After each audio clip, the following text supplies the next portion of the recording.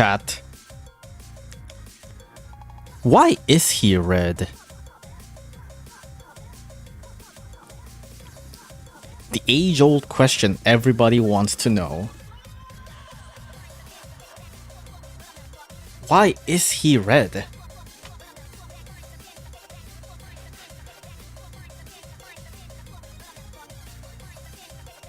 Because he wants to leave him be. You know what? That's valid.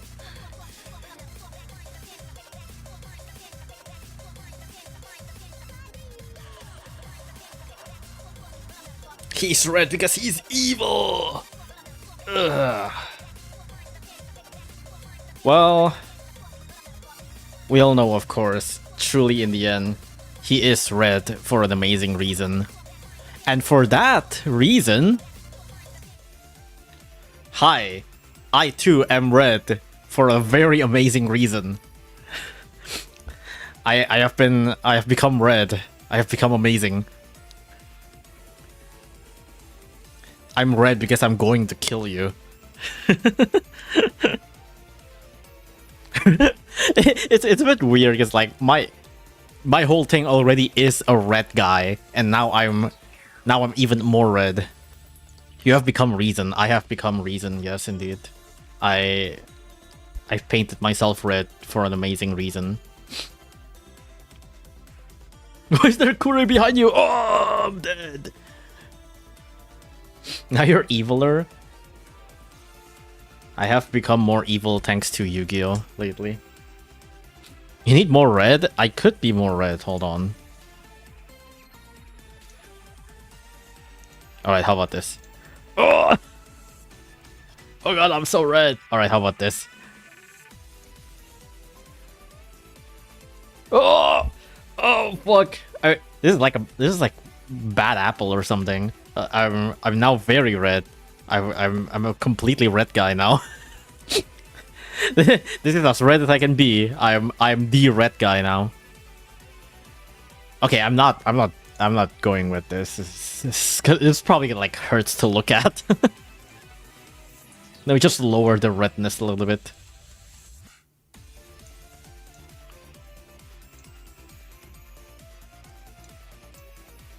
There we go.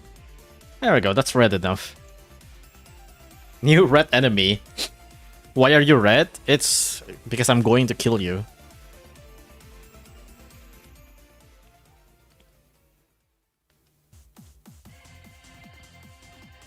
What the fuck? Evangelion Collab came back? Yeah, like... Okay, well, I mean, I know that you guys are probably like, want to talk about... well, not you guys, but I want to talk about like some other things first, but like... For some reason, it's not even like... Well, it's like... The Demon Slayer collab has just ended for JP version. Right? Like, Demon Slayer collab was like, what, like 30th of January? And now Eva's back already? Eva's back at, was it 21st? So in like 2 days? 3 days? In 3 days, Eva's already back again? Dude, it's like... when was the Demon Slayer collab ended? Like, last week? Demon Slayer collab ended like last week, and now immediately JP got Eva instantly? Why? It's so fast.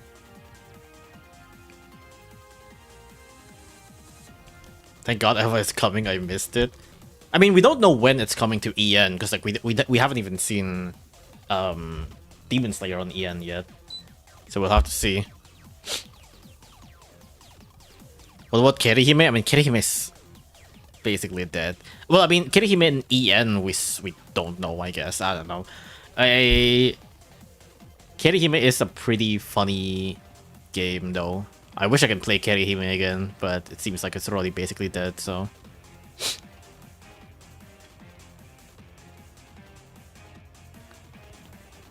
Why did they add Eva? Because of the new movie? I don't even know, like, what... I mean, I'm not like too up to date on like Eva news, but how many more movies do they have even? A new Evangelion movie. A new Evangelion movie is dropping in 2026 in February. The anime film will be 13 minutes long? What? What do you mean 13 minutes long? 30 minutes long and screen at Evangelion 30th anniversary. Wait, what? The new Evangelion anime is called Evangelion Hoso 30 Shunen Kinen Tokubetsu Kogyo. I don't know what that means. So, wait, what? It's a short animation. What? Can you call that a film? I mean, I guess you can say in a way. Well, I guess it's a new anime short, but not a film. Promote short anime. Yeah, I guess it's really is just like an extra short thing, an extra short film, yeah.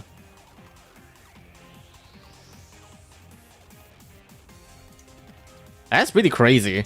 For even just a short film, Eva's like, alright, Battle Cats, we gotta collab again.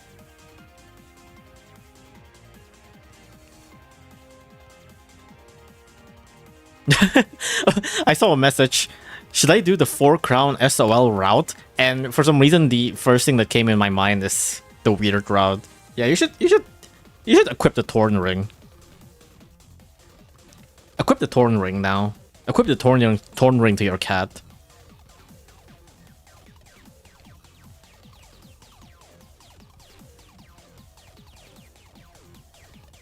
It's a short film short collab. Is the collab short? Did they... I mean, it doesn't say on like the official post how long the collab is gonna be. I assume this is just like the usual 2 weeks collab. 21st to 25th? What? 4 days collab? Oh, I see. Okay.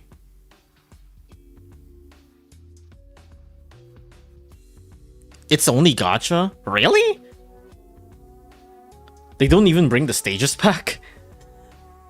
I mean, I guess that sorta makes sense. If it's just for a short film, then they only put like a short collab.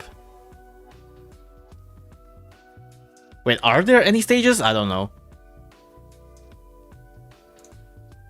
I haven't looked at like the... Let me check actually. I haven't looked at the event data. Maybe it says it somewhere. Or no, I guess not. Huh.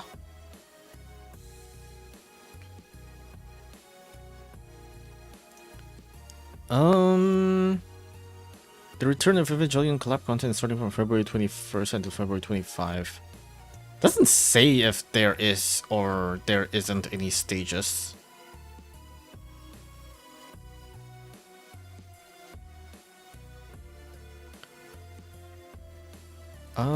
Let me check Discord.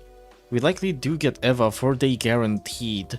Missing events and all? What? Okay, so there it... Wait, what? Wasted no Baron, wasted reset. What? Yeah, it seems like there's just no stages, like, in the event data yet? It's really just the gacha? What? That is very weird.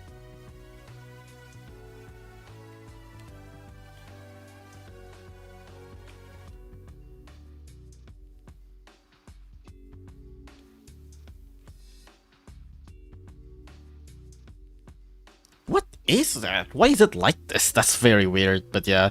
It's I guess this really is just a 4 days collab where you get to roll and that's it. No fighting Eva 13, no fighting Awaken Eva 13. I guess at this point you can't get the stage drops either, can't you? Or no login stamps? I don't know. I don't actually know. I've only seen people talking about it, but I don't know the full details, so don't take this at like face value. Well, whatever happens in JP, we'll see it in EN, so... And JP comes first, so, you know. We'll just wait. Mini collabs are a thing now. Yeah, I feel like they've never done this before. Like, they have, like, even on some really weird and niche collab, it usually still lasts at least a week, usually still 2 weeks by default. But this one's like less than a week, it's like 4 days for some reason.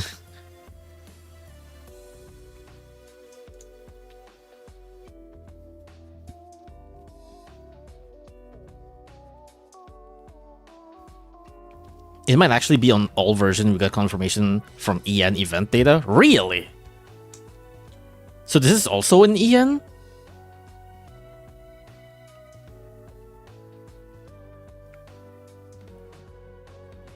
For like... I assume this is not the same date, or... Actually, I don't know. Because the Ian Pono's account hasn't tweeted anything.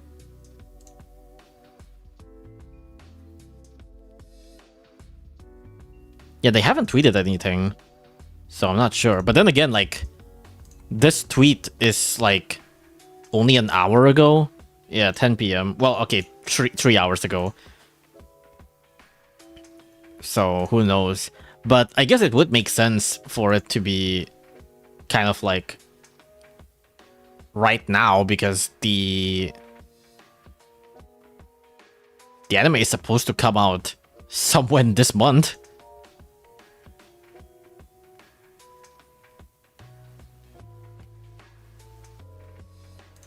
Let me just Google this, actually.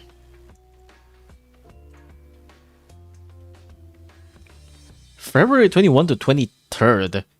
Oh, yeah, I guess, I mean, I guess it would make sense if EN would also get this pushed. If it's just for gacha, it wouldn't be too hard to set things up, right? I assume. These are not confirmations, but it's just something that feels like it would make sense, you know?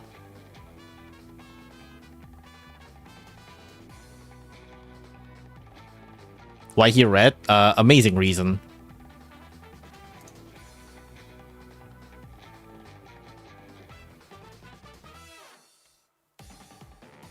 That is very weird. That's very interesting. Emergency collab just for gacha. Well, hey, if you guys want to roll your gachas, if you guys missed out on, like, collabs, here you go. I think someone mentioned about discount and guaranteed as well, so there is that. I'm not sure if I've used my discount yet. I might not have. I have not. I have not touched Battle Cats in a hot minute, actually. I've just been playing Master Duel for a while. Just been playing other games for the most part. I wanted to play Rabbit and Steel too. Well, I mean, I have played Rabbit and Steel a little bit with, like, the new content with my friends a little bit.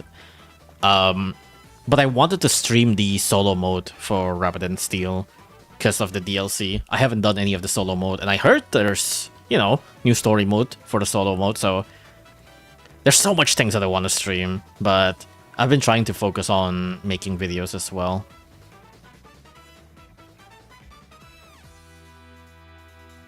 Will you play Rabi Ribi 2 on stream? Absolutely. I definitely will play that whenever that came out. Whenever that comes out. I kind of want to just revisit a lot of, like, the bunny games that I've played. Just Rabi Ribi and Heavy, replaying that again or whatever. But, you know, there's so much things that I want to stream, and I have not streamed any of it. I haven't even come back to streaming Master Duel again, even though I've been playing a lot of Master Duel off stream.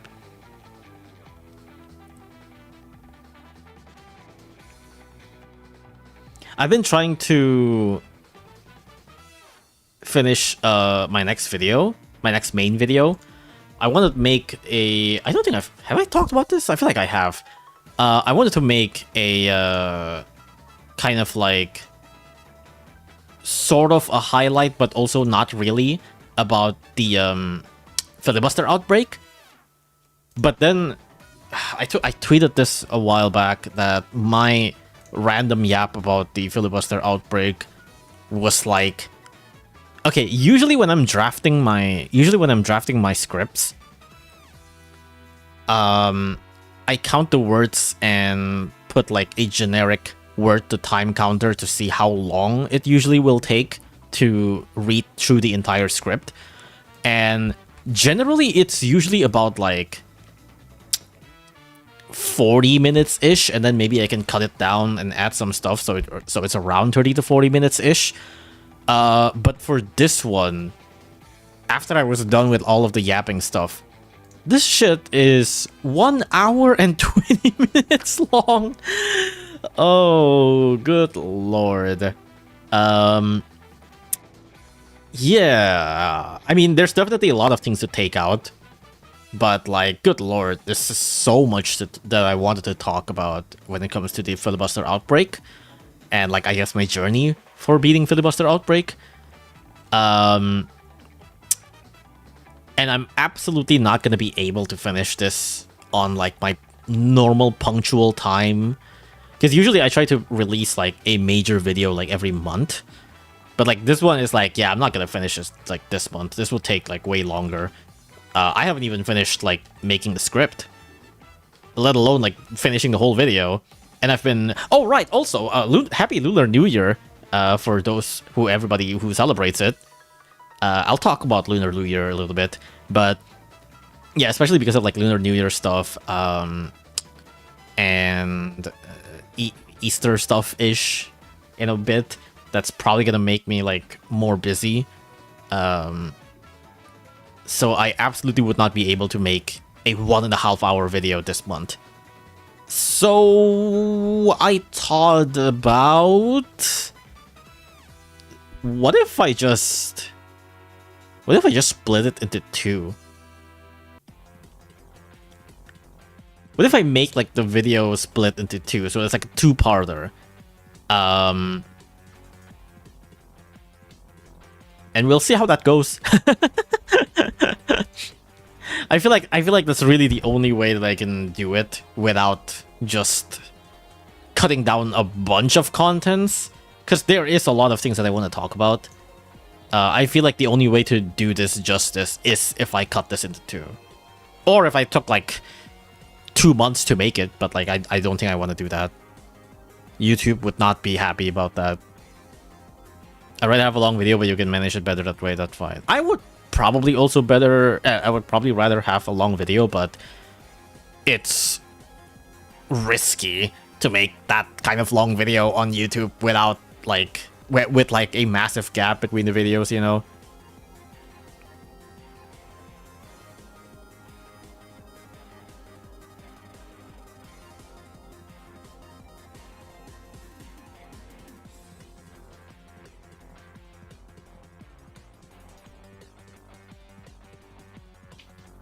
The stages are here? Wait, what, like Eva stages?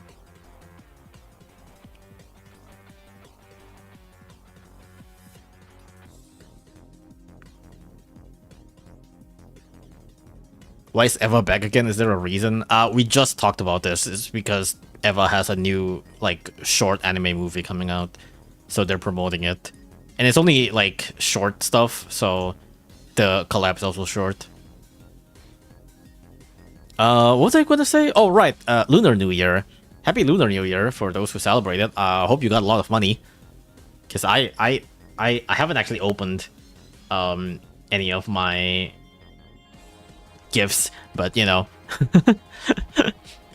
Got a lot of meat to eat. Man, that when I was on Lunar New Year, we eat at our place. Like all of the other family members comes to our place basically, and since it's like two different family members, one from mom's side and one from dad's side, holy shit, we ate a fuck ton. And the worst part is, since there's a lot of meat and there's a lot of like leftovers of the meat, naturally you probably want to like save it for like the next day. But today, or well, I guess yesterday or today for a lot of you guys, on Wednesday, it's Ash Wednesday, which means it's Lent. So I can't eat meat. We can't eat meat for today. So that's unfortunate. Tomorrow we should be able to, like, just finish off the stock of meat. But, like, goddamn, we have a lot of meat in our fridge and we can't even eat it. I got 10k this year? What, 10k what? 10k dollars?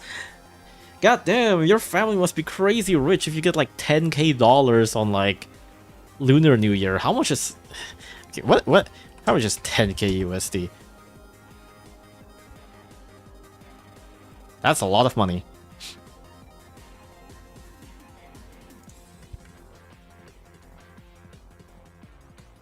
Check the BC Leaks account. I think I would rather not.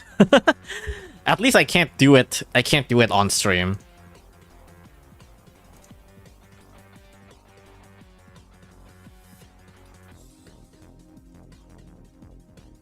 I can check on the side.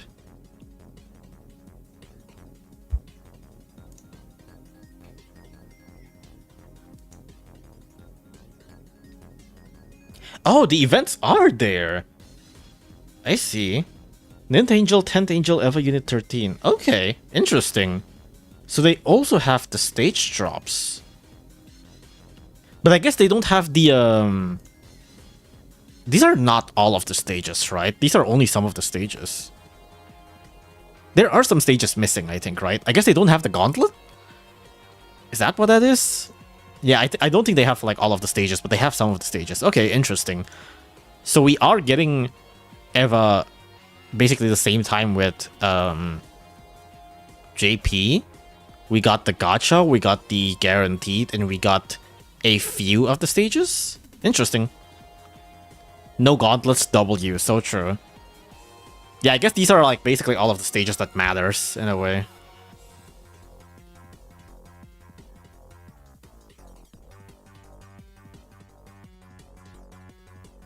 That's pretty cool. So I guess look forward to Eva soon-ish. Should I buy Last Command DLC? Absolutely.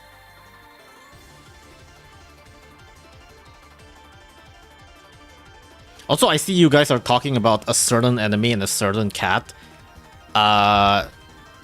If you guys are new on version update reviews, something you should know, if those enemies are not officially out and not officially playable and not officially normally obtainable, I cannot talk about it. So no, I am not going to talk about those units. Those doesn't exist. Those legally does not exist. If I talk about it, Ponos will be up in my ass and will fucking like come into my room and kill me right now. They're gonna bring Courier Cat to me and start shooting me because I'm red. Red Elephant got announced. Red Elephant's in ZL. Red Elephant is in ZL. That's like the first thing everybody gets to see. They're simply hypotheticals, but the scary ones at that. You know, it is kind of funny to go around like hypothetically, if there is an enemy that is like this, right? Would be cool. Would be cool. I do want to talk about the enemy, like, whenever that comes out. Because I think it's just very funny.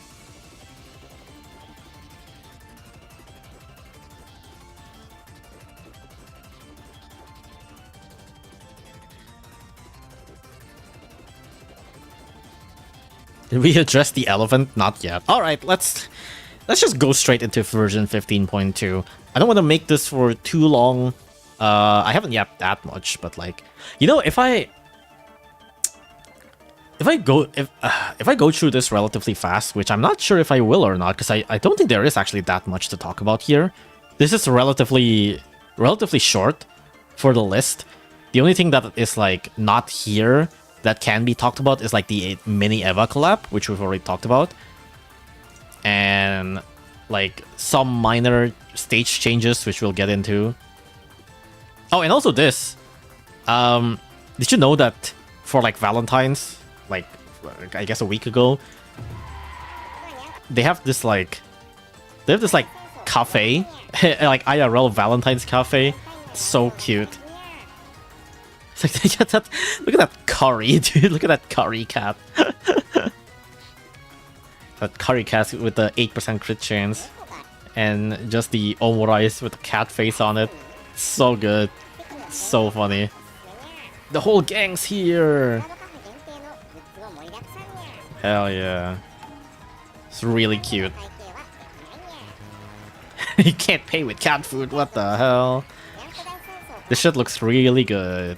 I mean, it's like, I don't know if it's gonna like taste good, but like it's very funny.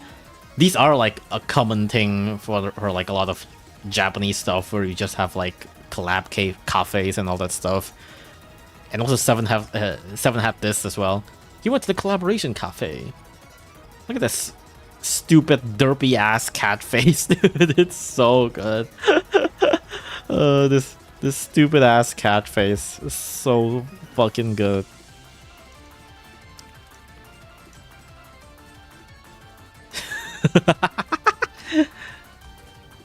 Look at him. Ugh. So good. Ugh. He's suffering. Nah, he's chilling. He's chilling. Curry cat if he was actually curry.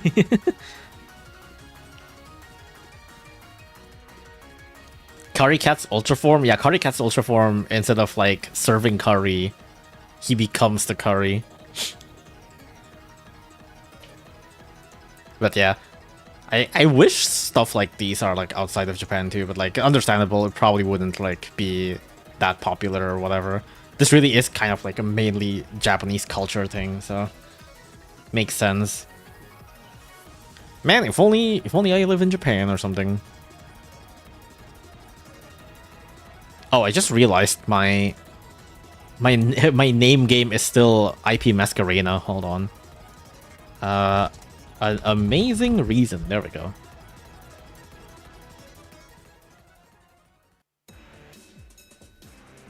Alright. Now let's actually talk about update 15.2. As usual, 15.2 has dropped on JP first. It dropped on 16th of February. Ian will probably get this about a month later, as usual. This update, I think in terms of content, there is still some decent amount of stuff that I can't show yet. But the ones that I can't show, there's only maybe like one major thing and one funny thing. So you're not missing out on that much. Well, I mean, kinda. But, you know, it's fine. We don't have to talk about everything, but you know.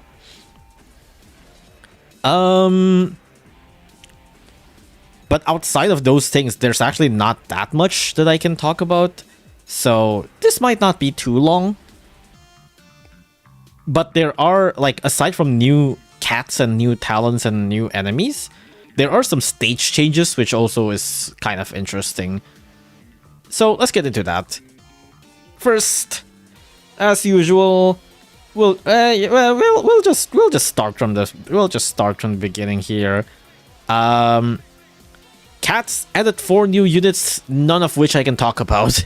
They're all, you can see them like blanked out in the cat dictionary. I think there's one that is rare. No, I think there's 2 that is rare. And I'm not actually sure what the other ones are. No, I think there's 1 Uber, there's 2 rares.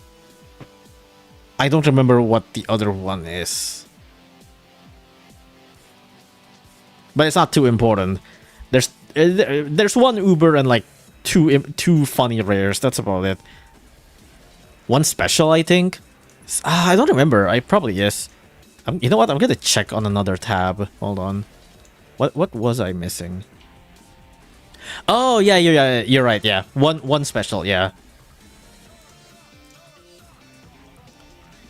So 1 Uber, 2 rares, and 1 specials. None of which we can talk about, but it's probably fine.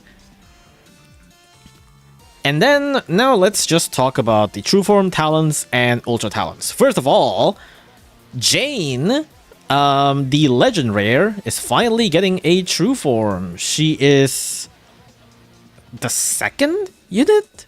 The second Legend Rare that got a True Form? Or was it the third one? Who else got a True Form? It's Babel and... oh, Musashi, right? I think Musashi got a True Form. So I think it's Babel, Musashi, and then Jeanne. So this is our third True Form. As of like other Galaxy Gals, she lost clothes. Oh well.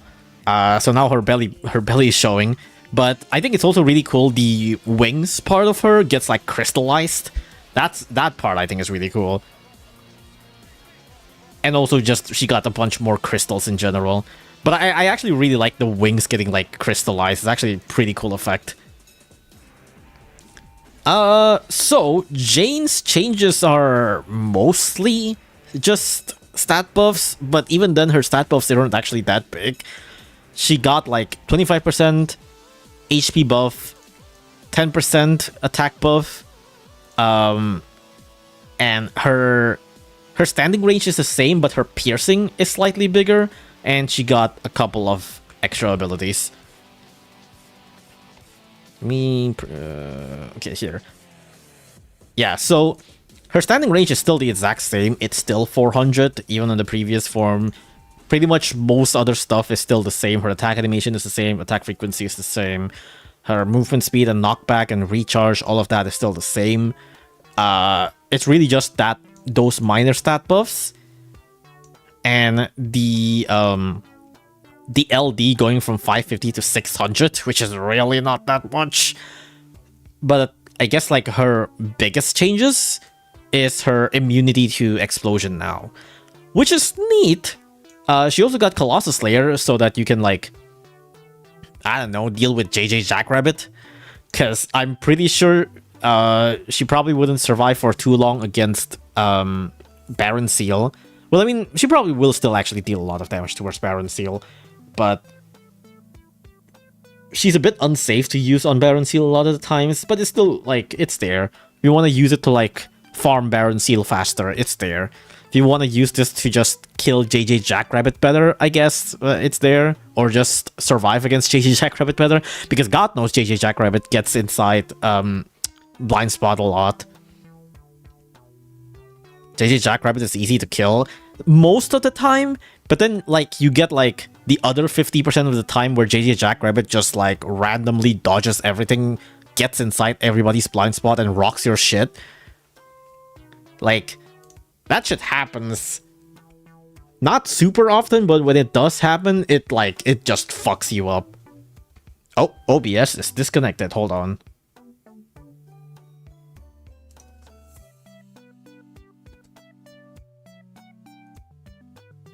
Wait, is YouTube fine?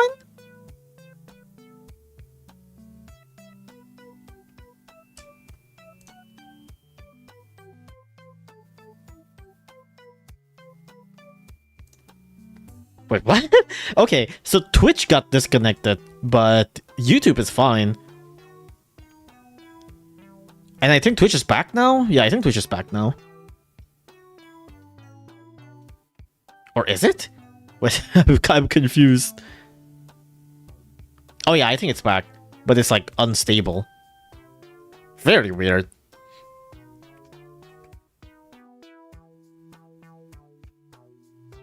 Wait, is it? It still says unstable, but it's not. What the fuck? I'm confused. Let me refresh Twitch. No, okay, we're good. We're good. That is very weird, but yeah. YouTube is fine, wasn't fine yesterday. I've heard people talk about, like, YouTube blowing up for, like, a while or something, but I'm pretty sure that it was, like, early in the morning for me, so I wasn't even, like, on YouTube. It's probably, I guess, like, night for a lot of Americans, and that's when a lot of people are watching YouTube and stuff, but it was, like, it was early in the morning for me. I wasn't watching YouTube for that, so I'm good.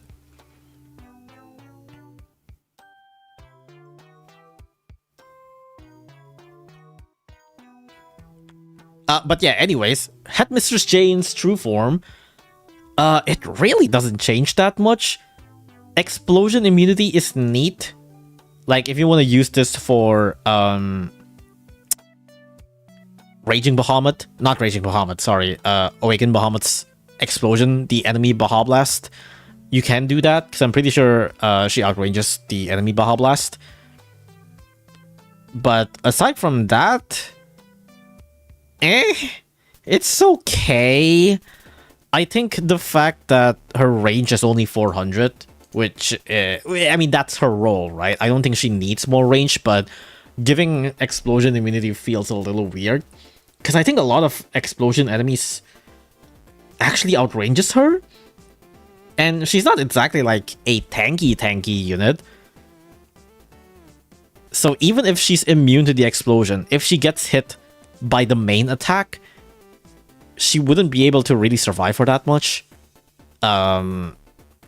So I'm not really, I don't really know about this one. I think it's a bit weird. Like, Jane's already a fine unit, so I guess you don't need to make that much changes. But it's just such a whatever true form. It's like, yeah, she's better now. That's neat. She gains a little more use cases, and I guess that's fine. But it would be nice if she got more. But, well, she's already a fine unit, so I guess it's okay. You know, it's fine. She's fine. Also, yes, as some of you pointed out, the explosion immunity is supposedly to counter the new enemy, which we'll get into, but we'll get into that. We'll get into him a little later.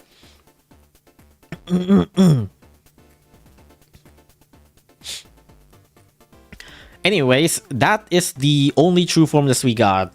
Man, we haven't gotten like any new true form or talents for like non-Uber units in a while. Like, even for like new Advent Revenge stages, it feels like it's been so long. All of the updates have really just been Uber stuff. Well, I mean, that's basically how it's always been. But it still feels like, wow, it's been a while since they added anything that is, like, new for non-Uber stuff. I mean, I guess, like, they got stuff for, like, the special cats. You know, stuff like Filibuster Talents and whatever, and even then, it's already, like, a while back. But still, you know, would be nice to have some more love, especially to, like, the gacha units or whatever. Anyways, next up, we got two new talents. One is for Springtime Kenshin, not the base Kenshin, and the other is for Yami. Springtime Kenshin got Traitless Targeting, Wave Immunity, Curse Resist, and Basic Stat Upgrade. So, Springtime Kenshin... Where is it? There we go. This is Springtime Kenshin stats. If you're familiar with normal Kenshin, Springtime Kenshin is basically just that, but Angel Target. I believe Springtime Kenshin has always just been decent for what it's worth. Like, a tanky strong against unit with relatively good health and relatively good damage is just good enough to work as an Uber a lot of the times. The guaranteed knockback is always very nice because you can use this in like a lot of situations where the enemies... where you just like constantly push the enemies given the guaranteed chance to knock back. And since she is strong again, she can actually tank a lot of hits from the enemies that she targets. Target Traitless is also definitely going to be just nice. Like, it counters Aurost, it counters even stuff like Dolphina and stuff, because she is strong against. So she can tank a lot of Dolphina hits, even if she like just eats up to those Dolphina hits. And I think it's just nice. It's neat. Traitless targeting is pretty good. Wave immunity is pretty good. You can use this for like the tower bosses. Well, tower bosses, I say that like it's really just Hermit Cat. But yeah, you can use this for just generic wave immunity. She does have the range for it. So yeah, I think this talent's like pretty good. It's not really something that's like super game breaking or super must have or whatever. But if it's just one of those things where it's like, if you have Springtime Kenshin, and you want to make her work, you can give her the talents, and I think it's like pretty good. It's pretty nice. Not a super must-have talent, not a super game-breaking whatever stuff, but it's neat. I think it's neat, and really that's all a lot of talents really just need. So yeah, I think Springtime Kenshin talents pretty good. Next up is Yami. Yami got a bonus chance. Well, not bonus chance. He got a chance to break shields for 20%, up to a 20%, and also curse immunity, slow resist, which doesn't matter, and also basic stat increase. Yami, I'm not gonna lie, I never realized he doesn't have shield piercing before.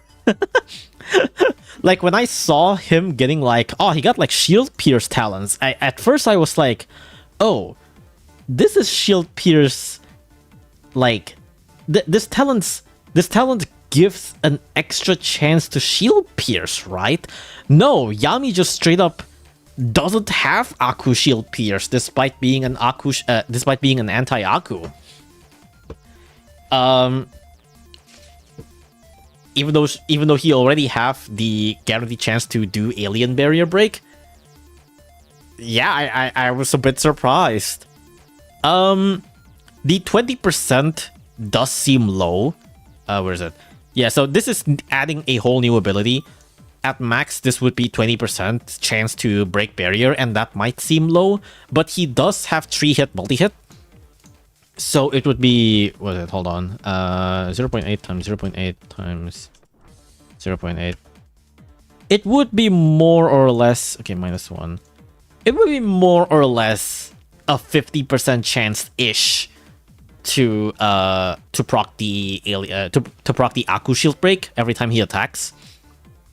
It's 48%, you know, it's less than how. If you got unlucky with the shield break, you can just blame the 2%.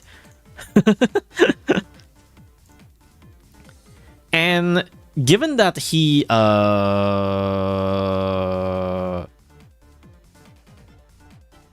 what was I thinking about? Again, my train of thought suddenly disappears. Oh, given that he is a resist unit, it does mean that you can have a lot of like Aku enemies hitting him, and he would be able to hit a lot of things at once.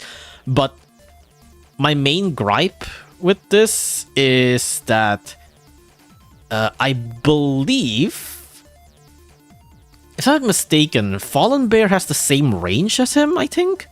Hold on, let me check.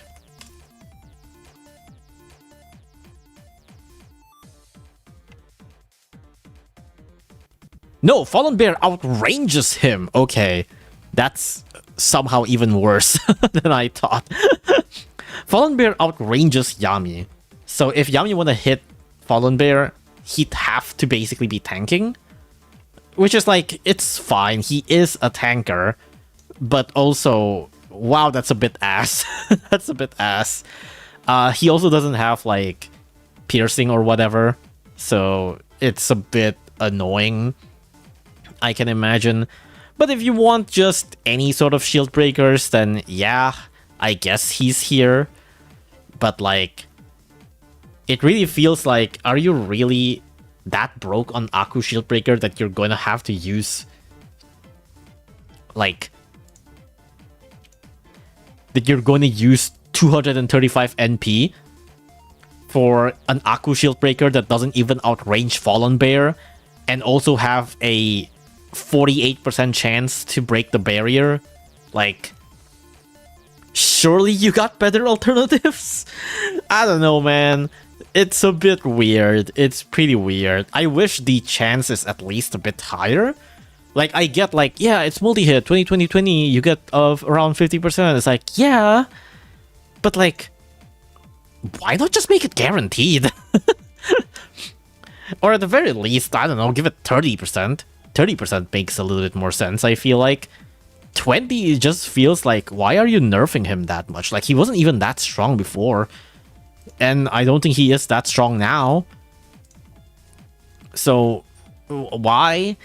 Curse immunity is like okay, because there are a lot of like relevant Aku stages that is paired with relics.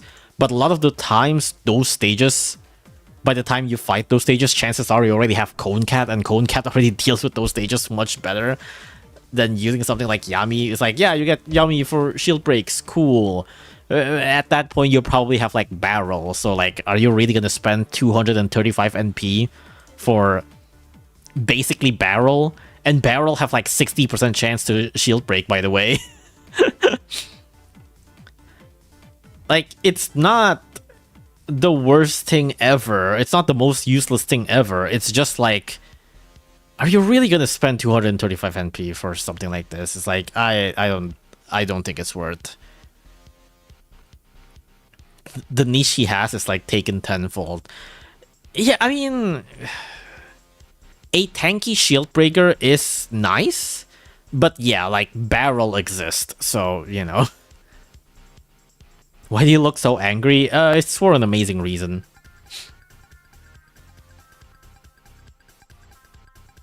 Niches upon niches needed to justify the talents.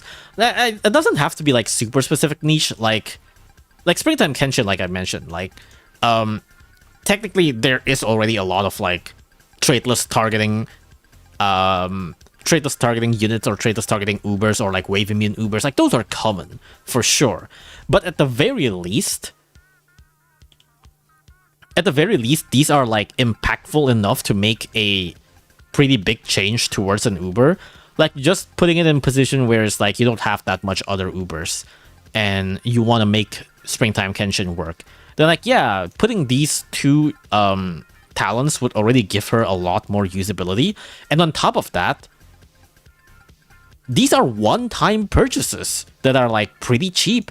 At total, you get target traitless and immune to waves. That's 200 NP. It's like, yeah, it's expensive, but like for an Uber standards, that's not bad.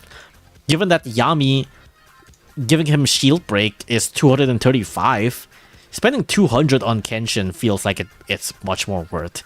Even though you might say there's a lot of like target traitless and wave immune units already, it's like this feels way more impactful than Yami. Nah. Unless you're just really desperate for an Aku shield break, I guess.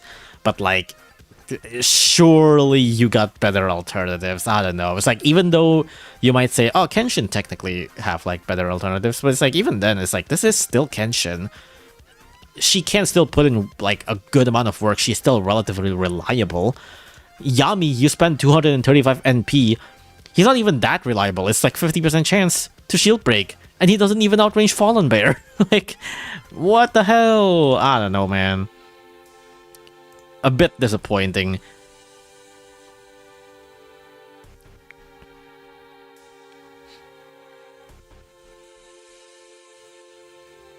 Alright, now, let's talk about the last changes to cat unit that we have. This is Ultra Talent Yoshimoto. Yoshimoto gets Counter Surge, which I believe only existed with like Oda Nobunaga. Who else got Counter Surge in the cat unit? I feel like wasn't there like one more unit that has Counter Surge? I don't remember. Who else aside from Oda, Oda's Ultra form has Counter Surge? Is it just Oda? Let me get a drink. Hold on.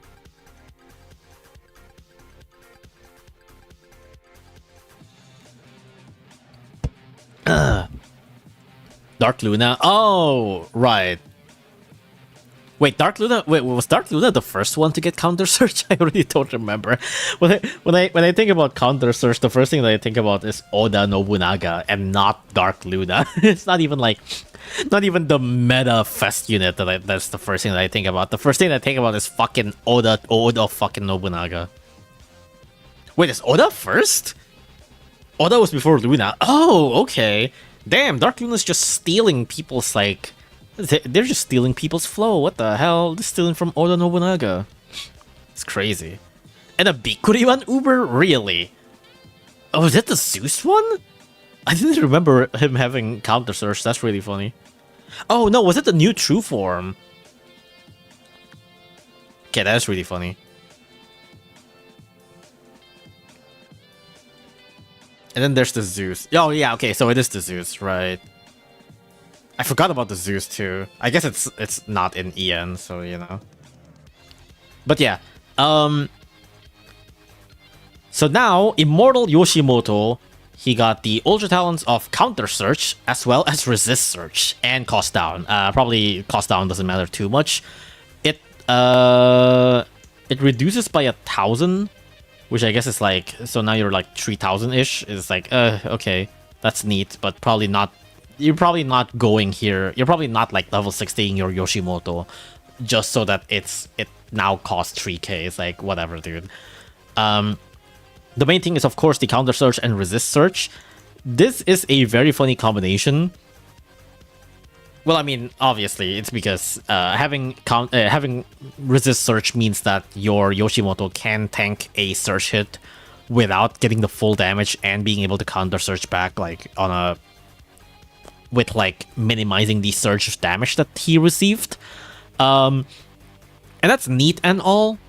But the funny thing about having Resist Search at most 50% is that if you pair this with S rank orb of Search Resist,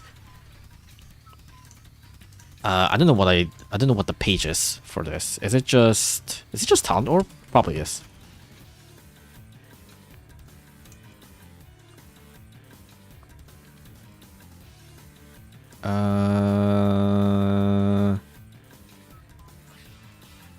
Effect orbs. No, yeah, okay. So yeah, if you pair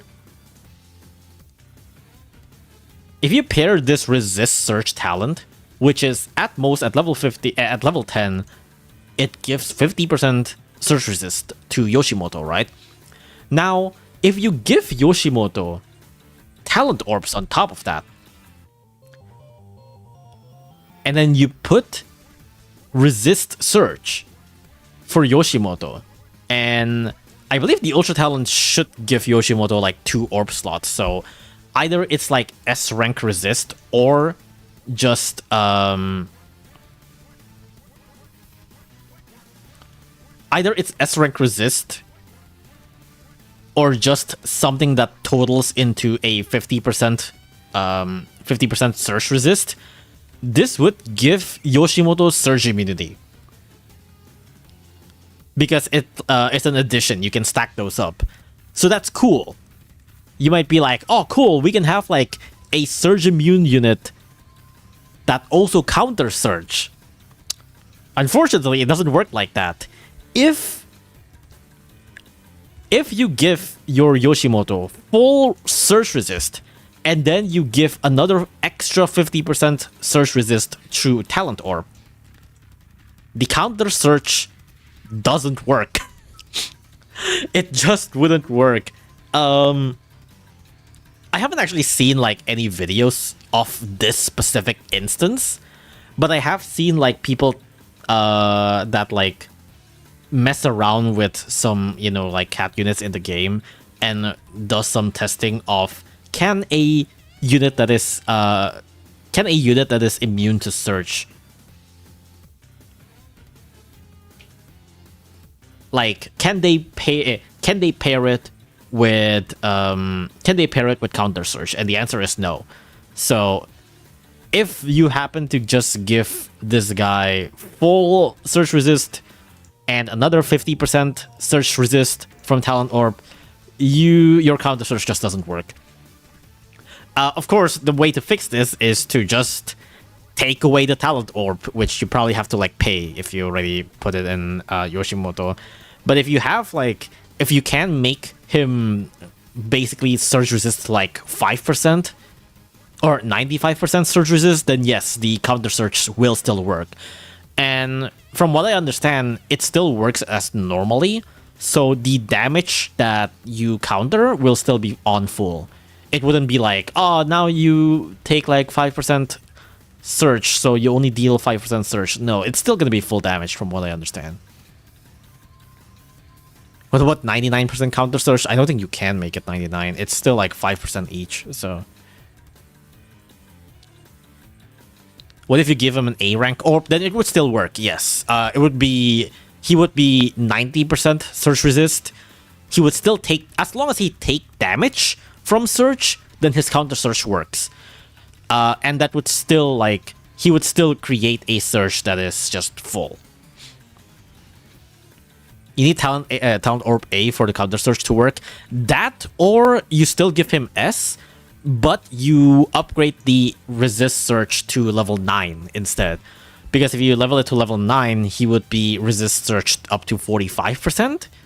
So adding like another 50% through talent orb, he would be like 95% search resist, and that would still work.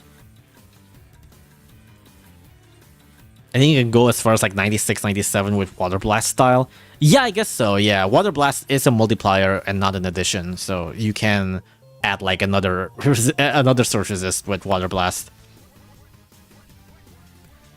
Anytime I look at your model, I just think of the PvZ zombie angry sound because of how red you are.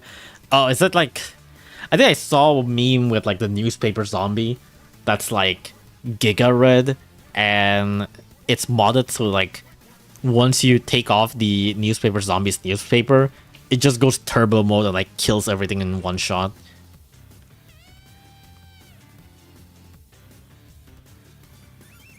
He's Ultra Kill Enraged. Unfortunately, I have not played Ultra Kill yet. I'm only red for a very amazing reason. Are they better than Odu on Oda? Do they feel the same niche? I don't think so. As in, like, I don't think they're like the same niche, but like, I mean, they are both anti-blacks. Oda have like anti-Aku, which is somewhat relevant because Akus have a lot of death search, and that's when search comes in a lot. But even then, you can probably also use Yoshimoto on like literally just any search stage, and he would just work, especially given the search resist. I think this is neat. Oh wait, I guess, oh no, I forgot. Yeah, he have target Aku talent, never mind. So I guess it is like very similar niche. Oh yeah, and I guess he is also strong against. So if you got Death Search on Aku, he tanks the hit using the strong against and also the search resist. This would go hard on Aku stages for sure. For Oda, it's not. I don't know. Oda's a bit weird because Oda is kind of a do or die kind of unit. Whereas, like, if you can make him work, he just destroys certain stages because he perma-freezes like crazy. But at the same time, Oda is not exactly a practical unit. But Yoshimoto is probably like more practical in a lot of situations. I wanted to say, I so badly wanted to say it's like, well, it's not that Oda is a bad unit, but like Oda kind of is a bad unit. So it's like, it's a bit hard to say, but you know, he does have his usages, but his usages are like very limited. So, but on those limited usages, he goes hard. But it's more like kind of a gimmicky, funny unit. But if he works, he works. If he does, but most of the time he doesn't work.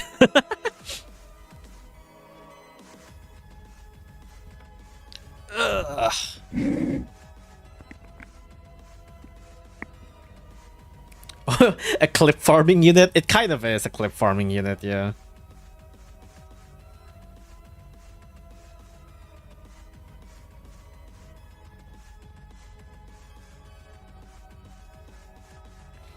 Why spend 15 Dark Eyes to perma-freeze the enemies when you just spend the Dark Eyes on other units to straight up kill them? I mean, the thing about Yoshimoto is that Yoshimoto doesn't kill that much either. Yoshimoto's damage was never really that high. I think one of the main appeal of using Yoshimoto for me is his super big LD range. But like his damage has always just been kind of whatever. Yeah, counter search definitely increases his damage, but it's not exactly... It depends on the stage, but like... It doesn't make him a giga killer. But it does depend on the stage. If the stage have like a bunch of search, then yeah, this works just fine. But I don't know. I think it's certainly. I think most people would definitely prefer Yoshimoto over Oda, but I don't think it's like Yoshimoto kills everything. It's like Yoshimoto is just it's not that Yoshimoto kills everything. It's just that Oda doesn't really do much at the first place. But you know, he's there and he's funny, so that's that.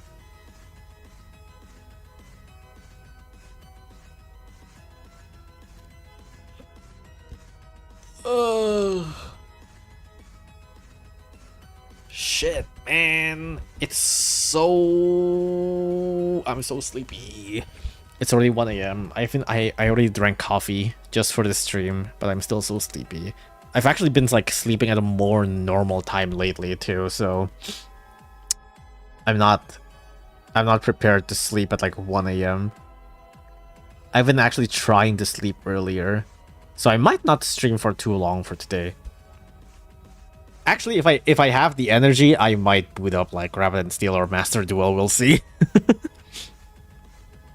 Drink Red Bull? Dude, I already drank coffee. If I drink Red Bull on top of that, I'm gonna fucking die. And I'm pretty sure I'm already dying, dude. But yeah, that is pretty much all of the cats. So now, let's move on. It is time to address him, the elephant in the room, Akanzo. This is Red LeBoyne. It's look at this. My name is Ponos, and this is my first custom enemy. My name is John Ponos. This is my first custom enemy. He is elephant but red. I gave him very cool redesign. And as for the reason why he is red, it is for an amazing reason. Also, you might think it's like, oh, maybe like his animation is different. It's like, no, his animation is like the exact fucking same. It's the exact fucking same. It's literally just LeBoyne but red. It's so funny. But that being said, his sprite sheet is actually slightly different. Like, you see the sprite sheet? Compare it to LeBoyne's sprite sheet, which is not here. Damn, where's LeBoyne's sprite sheet? Ah, there we go. Here's LeBoyne's sprite sheet. And here's the red elephant sprite sheet. So the main LeBoyne sprite sheet has a whole thing where it's like it's just the whole body and the head, and then there's just like a frame by frame of all of the head. But the red LeBoyne actually have like proper disjointed sprites for the nose and everything. So that's really funny. Like they made an entirely different spreadsheet for the red LeBoyne, despite the animation being basically the exact fucking same. I don't know why. Why do they gotta change everything? Like, they really just made the whole design to be only just paint bucketed LeBoyne, but they put on the effort to also make the sprite sheet entirely different for some reason. Very interesting. I don't know what the hell John Ponos is doing, yeah. Creativity, exactly. The design just being a different color makes it so much funnier. Yeah, that's what I'm saying. It's so good. And what's also really funny is that he also have like a proper late game enemy stats. So this enemy appears in Zero Legends currently. So the fact that this just like completely fucking paint bucketed color enemy, you think you would see this in like early game, but like no, like this is the kind of enemy you would see on like Stories of Legend, but no, this is on ZL. This is like on the newest chapter of ZL. It have 1.4 million health, 10k damage, 250 attack range, unlike the normal LeBoyne have 400. Movement speed is 6, knockback is 1 time, and the attack frequency is much faster than normal LeBoyne. This one is 2.9 seconds. LeBoyne is 6 seconds. So you can see he attacks way faster. He's also slightly faster than LeBoyne. LeBoyne's movement speed is 4. the red elephant's movement speed is 6. So he moves slightly faster, he has less range, and much faster attack frequency. Attack animation is still the exact same thing. He's literally just like red painted LeBoyne. He's red for scary reason. He's red for an amazing reason. He's red because he's going to kill you. I'm actually not entirely sure. I believe he is at 100%, right? No, he's at 200% on ZL. Never mind. He's red because he can't be placed there. Oh man, I have a tweet about that, but I gotta find that first. I probably wouldn't be able to find it. But thank you for the €5 bomber. He's red because he can't be placed there. There was one where it's like with Gigi Murin, but wait, what? Why is there another notification? Oh, Taylor, thank you for the 100 bits. Elephant red screen effect. No, I was thinking, what was that? Red because can't be placed there. It is a Sims thing, I believe, right? Yeah, I think it's this one. She's green because she can be placed there. She's red because she wants to fucking kill you. But no, this elephant is red for an amazing reason. But yeah, so he is at 200% on the newest ZL. So that would be 2.8 million HP, 20k damage, which is pretty big actually, given that he also have 100% chance to do explosion. So this is an Omni Strike unit that constantly does explosion. Also, of course, he would have an anti-ICAT immunity, just making sure that you wouldn't be able to ICAT him. So he have an anti-ICAT immunity, and 100% chance to create explosion with 20k damage.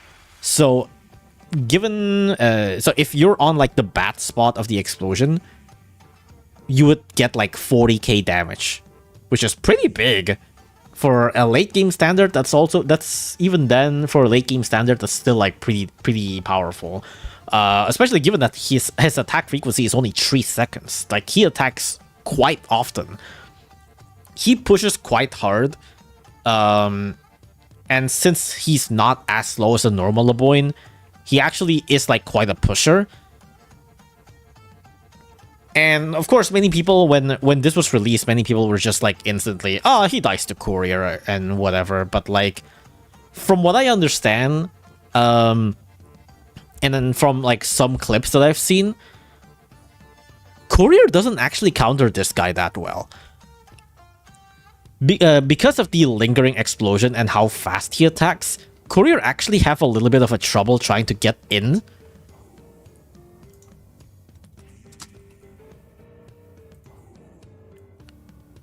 Like, at 200%, the damage is still like pretty big. It's like 20k-ish. And Courier, like, basically... Okay, well, this is level 30 Courier. Let me change the numbers. A level 50 Courier have 23k health. So, if you get hit by just the base attack, he would instantly get knocked back.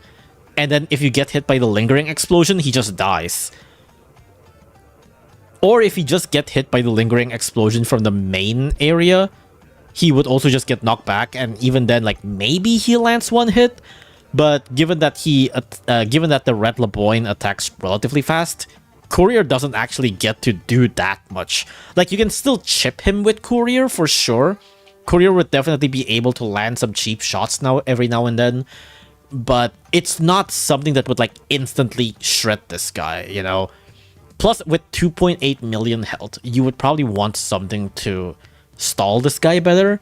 So from what I've seen, what people use to counter this guy is more so just going back to using Island Cats. Island and Row Cats is apparently the way to go. If you use Row Cat, you can weaken him, and then maybe if he's weakened, then you can use Courier Cat.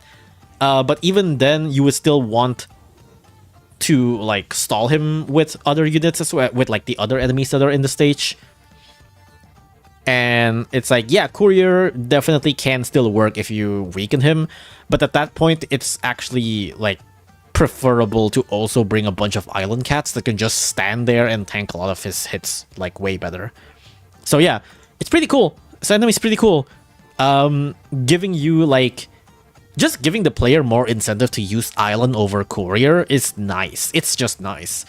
Islands just haven't been used as much recently because of Courier. So I think Pono's cooked pretty well for this one. They made a unit that is like actually soft counter Couriers, but actually allowing Islands to work. It's pretty cool. And of course, the funny thing about this unit is that, oh man, this is a red unit that does explosion. Wow, look who else also appears that is an anti-red that also now counters explosion this very update. It's Jeanne! Jane's true form! She has explosion immunity. Jane's true form has explosion immunity and she deals a bunch of damage towards red enemies. That's cool! So surely she's used to like beat up the new red elephant, right? As it turns out, most people tried Jeanne to use her on the red elephant and gets absolutely fucked. Just the fact that the base damage from the red elephant is so strong, it just shreds Jeanne really fast. It's like, yeah, also let me put the source of the art here on the chat. But yeah, just given the fact that the red elephant's base damage is so strong in ZL, Jeanne just gets obliterated apparently. Because Jeanne doesn't have like any ability that gives her protection towards the red elephant aside from the blast talent, but she doesn't have like a strong against or anything, right? So she just tanks the base 40k, not 40k, sorry, the base 20k, and it's like, yeah, maybe 20k isn't too much, but given how fast he attacks, yeah, Jeanne does eventually get shredded.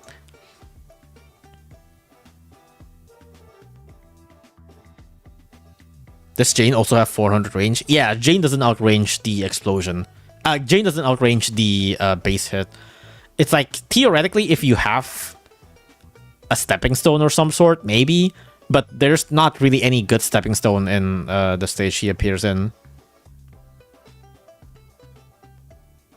There could be maybe some stages, some other stage where he appears on where there's also a potential stepping stone that you can work with, and then Jeanne might be able to snipe him.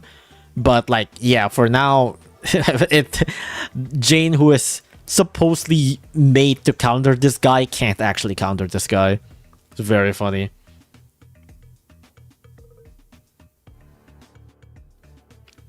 If this guy got Sage typing along with Crystal in a cool place, he would be a best Sage enemy in the game. That would be pretty cool, yeah.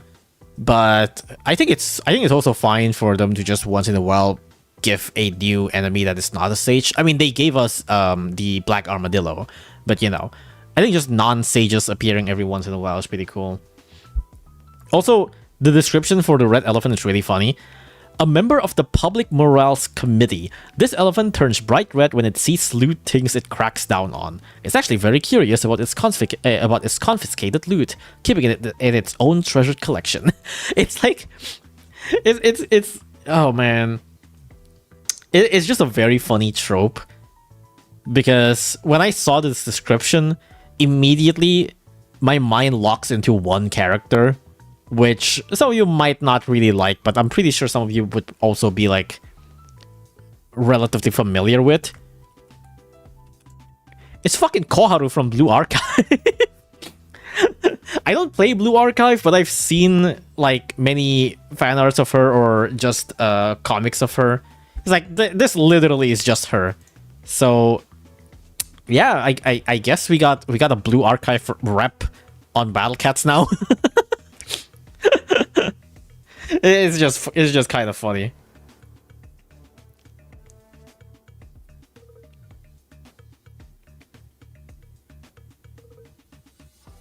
Astromeda is also not a stage. I mean, Astromeda... I feel like Astromeda... Wasn't Astromeda first introduced in an anniversary stage, from what I remember?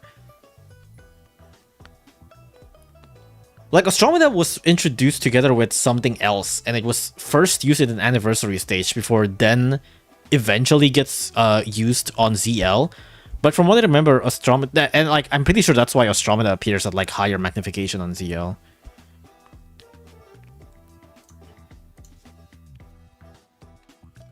With Aku's? Oh, it's Puffzerker. Yeah. It's Puffzerker. Yeah, Astromeda and Puffzerker was first introduced in like anniversary or something.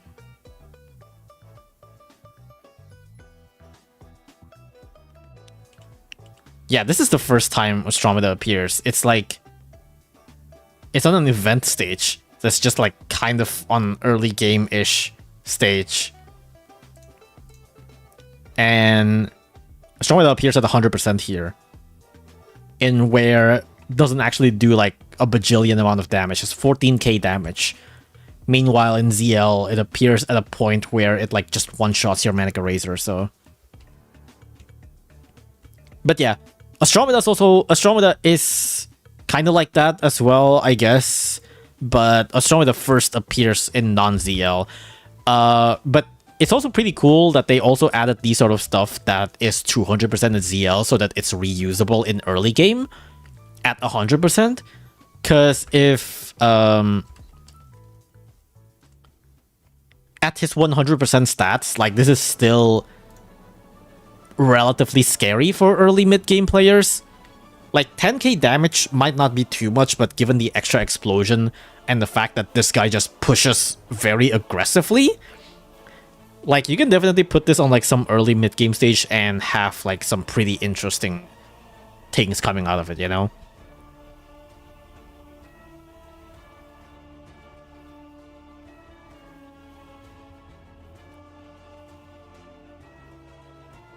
Screw being Sage, we're just gonna add a red elephant, blue ostrich, and a red pufferfish late game. Yeah, exactly. That's what I'm saying. Yeah, hold on. You know what? Let me show you my creation, dude. This is my name. My name is John Ponos, and this is my OC.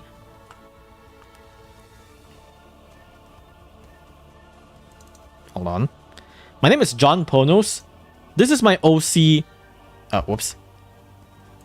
This is my OC.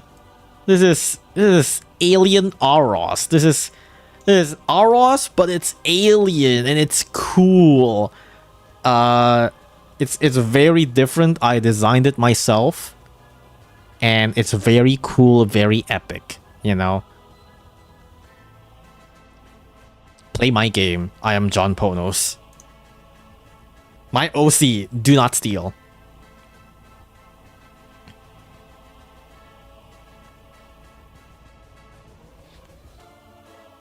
What could you say about Ponos changing catfruit on Wednesday? We're getting to it. We're getting to it. And I mean, we are getting to it now because there's really not much else to talk about after this. But yeah, those are all of the cat units and enemy units that I can talk about right now. Of course, like I mentioned, there are other things I can't talk about it. These are pretty much the extent of what I can talk about right now. For new stages, we got new ZLs and... Oh, I don't think this one's... Oh, that one's not announced. I probably shouldn't have mentioned that. We did get... I'm pretty sure the Dabu one was announced, but, you know. For stages, the relevant stages that we have are basically the ZL stage. That's about all I can say right now.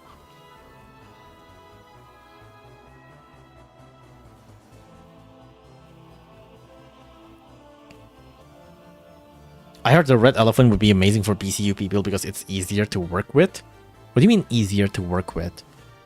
It is a pretty cool enemy though. Yeah, I do think that like that kind of enemy that's just like a very aggressive mid-range pusher is not super common. Or even if it is common, it's usually not as effective as this guy.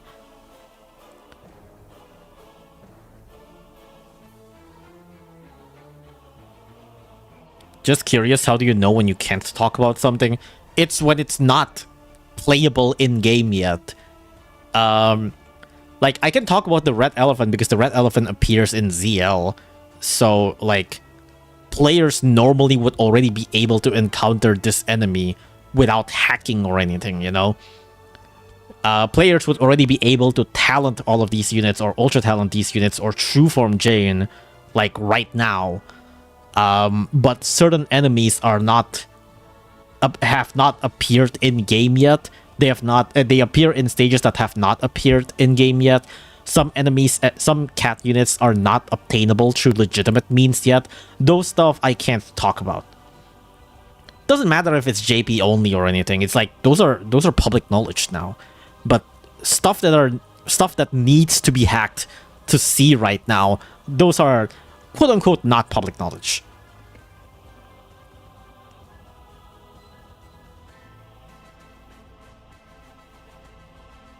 The model is easier to modify. Oh, that's what you mean. Yeah, like the sprite sheet. Yeah. The sprite sheet is like way better compared to the normal LeBoyne sprite sheet.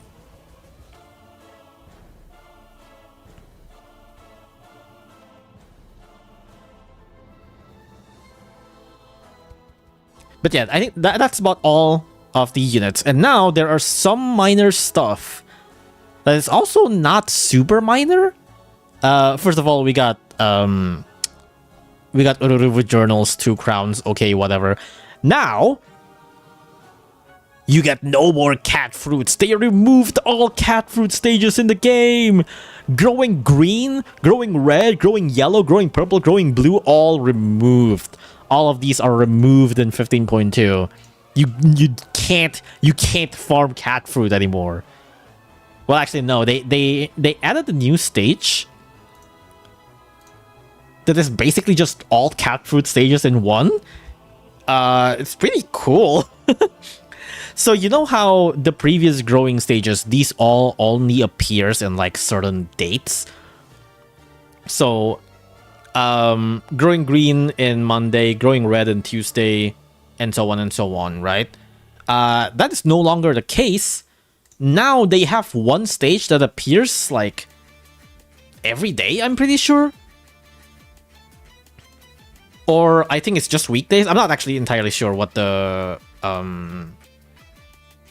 schedule is for this, but it basically is no longer like gated by like daily thing. It's always on. Yeah, okay, it's always on. So this just straight up doesn't have a schedule. This is something that you can always play.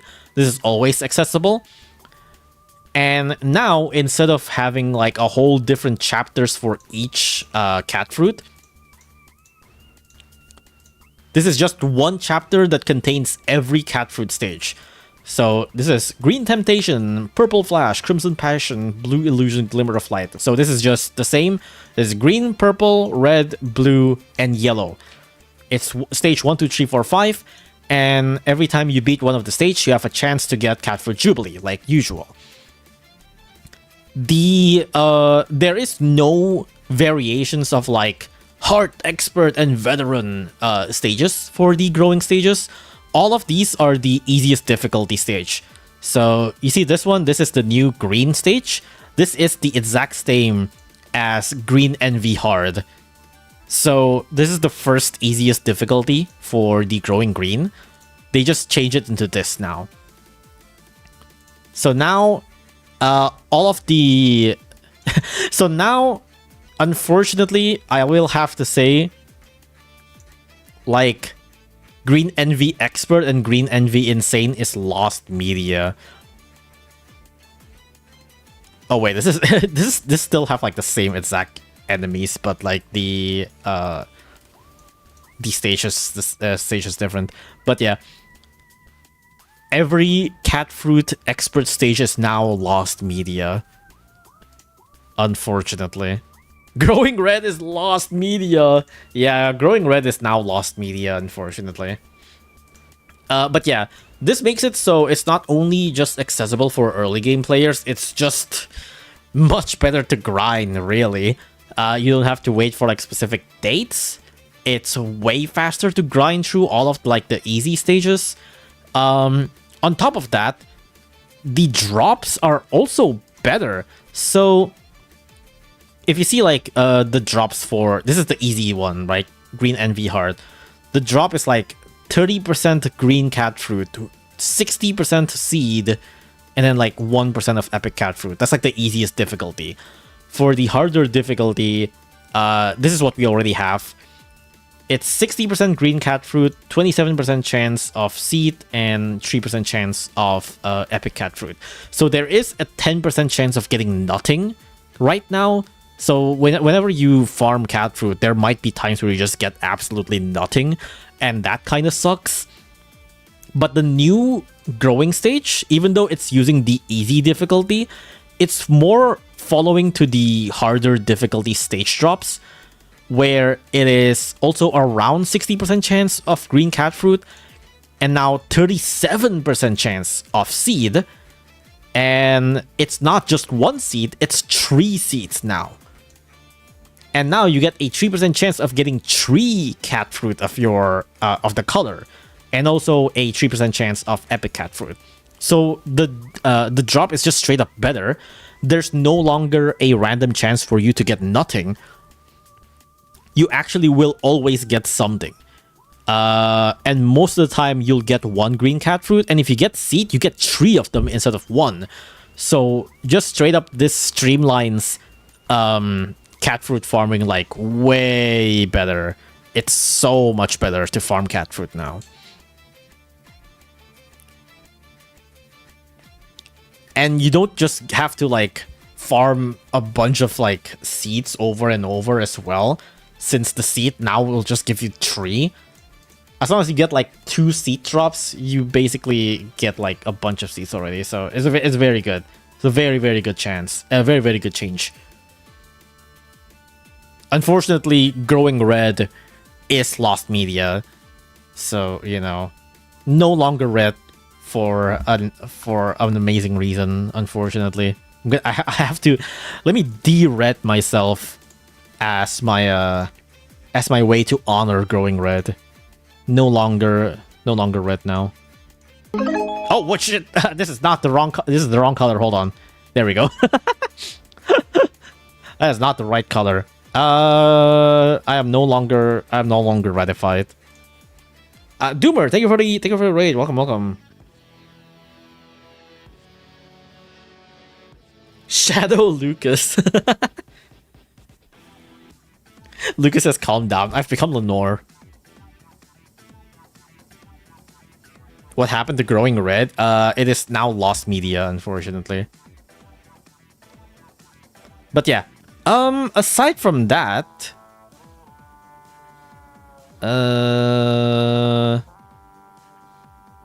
wait, what? I have not heard about this. Auto lineup generation made smarter? I never heard of that. What? I have not seen anyone talk about this. What happened? I've not seen. Wait, what happened to auto lineup generation? Wait, did RBC Discord not say anything? Hold on.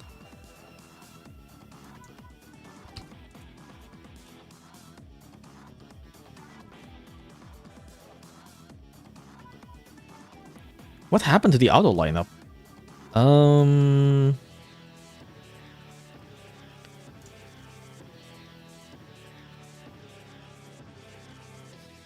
Nobody really talked about it. It just said it's better. What the fuck does that mean? What does that mean? What do you mean they made lineup generation smarter? What does that mean? Well, I guess if you're too lazy to make lineups, I don't know, lineup generator got your back? Probably. But yeah. Also, they made some changes to the catnip challenges, which is the weekly missions. I'm not actually entirely sure what happened. People say they basically removed weekly mission.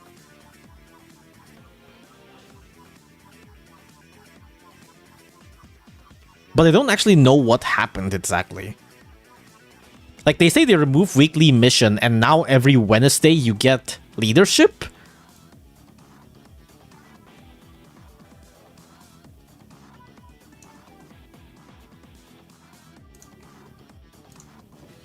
Hold on, let me read RBC actually. BC update info.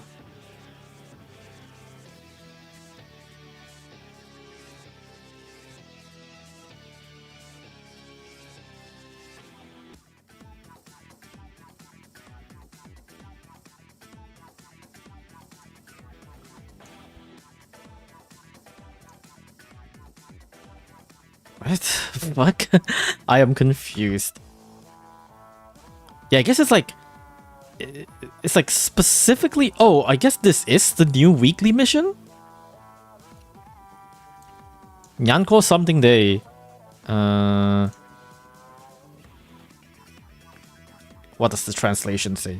Wednesday's Nyanko. Okay, whatever, man. Suyo Nyanko day. Oh, did they? Wednesday cat day. Yeah, okay, sure. So now instead of weekly missions, now we got stuff every week, every Wednesday specifically.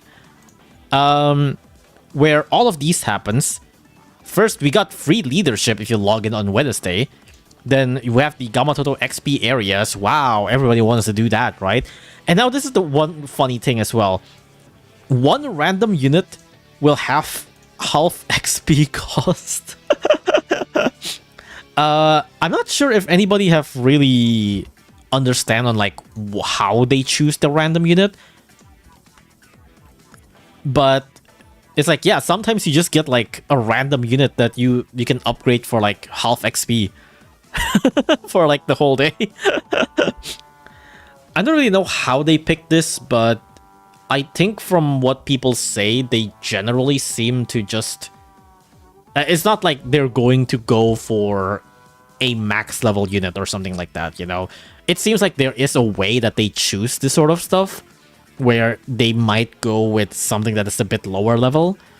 I'm not entirely sure. Again, I don't know how they choose this, but it's just a thing that happens, I guess. I don't know. It is neat though. I can imagine this being very helpful, especially on like early game players where XP is a little more scarce and you have less units. And like you might be like, oh, I don't know which units to upgrade or when to upgrade certain units. And then if Ponos is just like, here, this thing now gets an XP. Here, this thing gets like an XP discount. Then you might just be like, well, I might as well just upgrade this all the way, you know? And I think that's neat. That is pretty good. That's pretty nice. It's very weird that it's like specifically weekday you get one thing off. But like, hey, it's something and it's funny. I think it like basically what's the word? It incentivizes early game players to try out different units, and it's always good. I think that's always nice, you know? Even though most of the units that they incentivize to upgrade are probably shit. But it's something, it's nice. Half XP is only up to level 30 for some reason. No, that makes sense. Because like up to level 30 at that point, it's basically quote unquote maxed out, right? And you probably have like other units that you might want to upgrade all the way from the beginning, especially for like an early mid game player. And like once you're a late game player, you probably wouldn't really have any problems with XP anyways. It's like you're more worried about Dark Eyes and Cat's Eyes in general than XP. So I think it makes sense.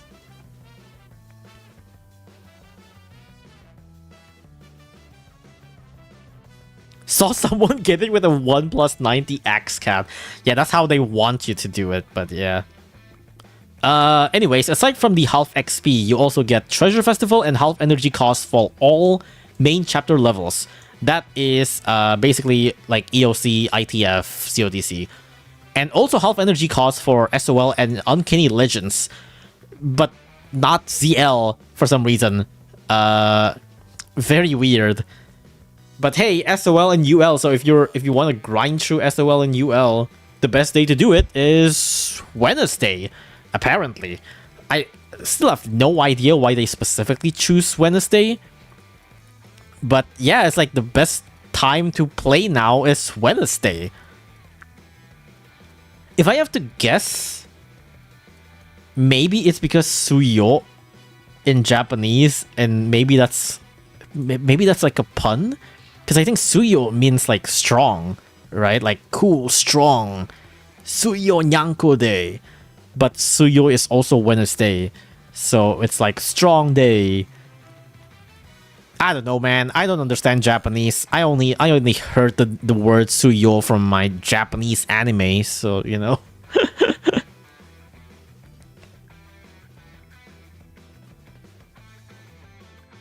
But yeah, it's nice. So now, if you're still in school, I guess now you know which days to make excuses to play your Battle Cats, you know, during school or whatever. Oh, and also this. Energy will be refunded even quitting after like 10 seconds have passed in Crazed, Manic, and XP stage specifically. Which is very, very funny because, you know, Crazed and Manic stages are specifically tied to dates of month. So the chance of you like the chance of Crazed or Manic stages appearing on specifically Wednesday is already low enough. And if you want like a specific Crazed or Manic that you can retry multiple times on specifically Wednesday, it's like very low. That being said, actually, I am not sure if anybody have mentioned this, but does this work on Catamin stage actually? Because Catamin is basically like the energy cost for Crazed and Manic stages, right?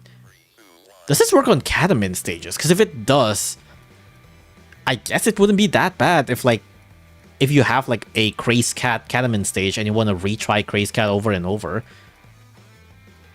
Could it work on Catamins? I'm not sure. If it does work on Catamin, this would actually be like very relevant for early game players who wants to like retry Crazed stages on Catamins.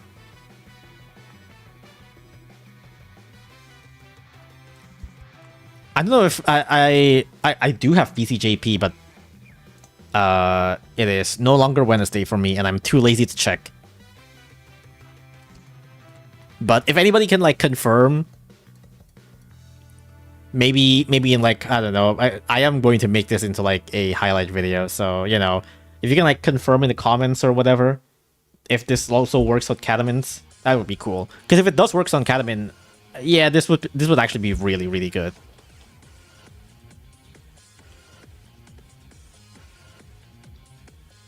Why are you saying Wednesday is the best day for Battle Cats? Because this thing is only specifically in Wednesday. This is specifically only in Wednesday. There's no longer Battle Cats Weekend. Battle Cats Weekend is now lost media. Growing Red is lost media. There's no such thing as Growing Red and Battle Cats Weekend anymore. There's only Battle Cats Wednesday. Specifically Wednesday. You gotta play Wednesday, dude. Wednesday is now the best day officially. Yeah, exactly. Welcome Battle Cats midweeks. No such thing as Battle Cats Weekend. Battle Cats midweek is where it's at. They made him red because they killed Growing Red. Yeah. You know what? I think the Red Laboyne just absorbed all of the Growing Red inside them. That's why they're red. Wednesday was once Growing Red Day. That's true. And now it's no longer that. It's now lost media.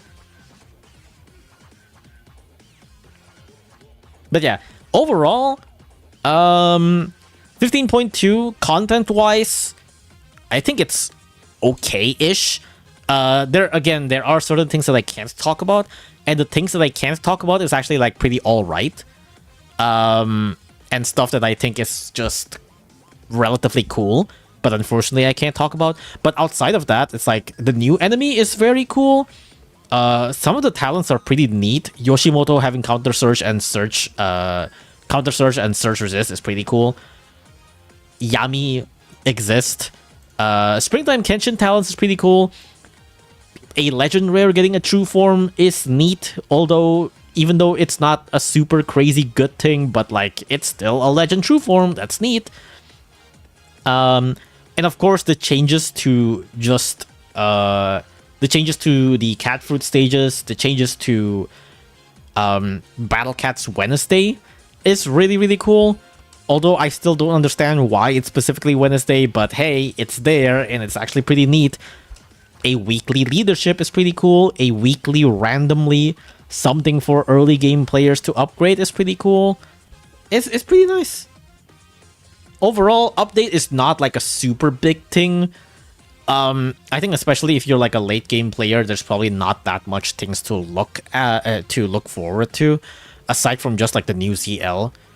Content wise, But I think it's just neat that they are changing a lot of things for like early mid-game players.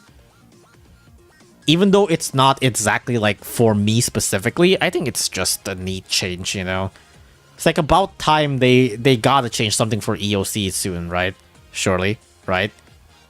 Surely they do something for EOC to make the EOC journey better, right? For newcomers, right? Surely. Or I guess they can just advertise Returner Pack and have like all of the new players to go through Returner Pack, so it just goes through everything faster. But yeah, that's 15.2. Overall, I think I like this update. I don't hate it. It's okay. There's not that much for like late game players. It's not super big or whatever, but it's neat. It's Battle Cats weekdays. It's Battle Cats. It's Battle Cats Wednesday, my dudes. Hell yeah.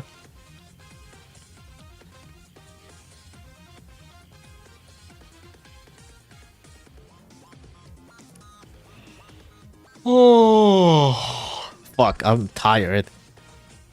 I don't know what else to do, actually. This really is about all my plan is for this stream. Alright, now I'm gonna boot Yu-Gi-Oh! Master Duel. Hell yeah.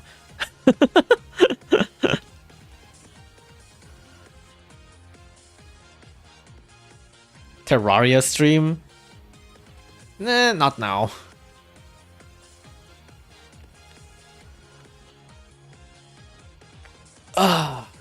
Mugenics? I haven't actually seen much about Mugenics. I know people talk about it and people say it's really good, but I haven't actually seen that much about it.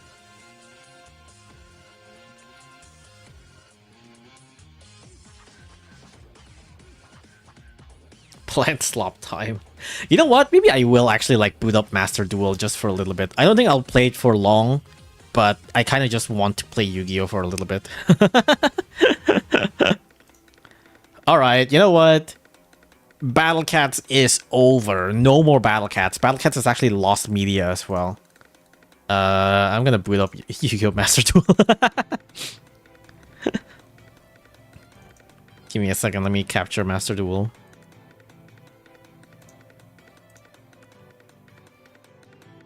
It's a bit too big, but it's probably fine. Oh god, it's so loud. Hold on. Alright. No more Battle Cats. It's now time for a little bit of Yu-Gi-Oh! I don't think I'll play for that long. I just wanna like log in and play for a little bit. It's time for Plant Slop. Have you done any of the dice event? Yeah, I'm in the 4th board of the dice rally, which I really want to clear because I want to get the ghost spell. I'm here. So yeah, I'm at the round 4 of the dice rally. Soon I'll get ghost spell.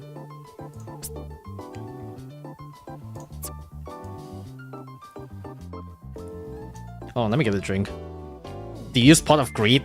You should use Pot of Greed. It's banned!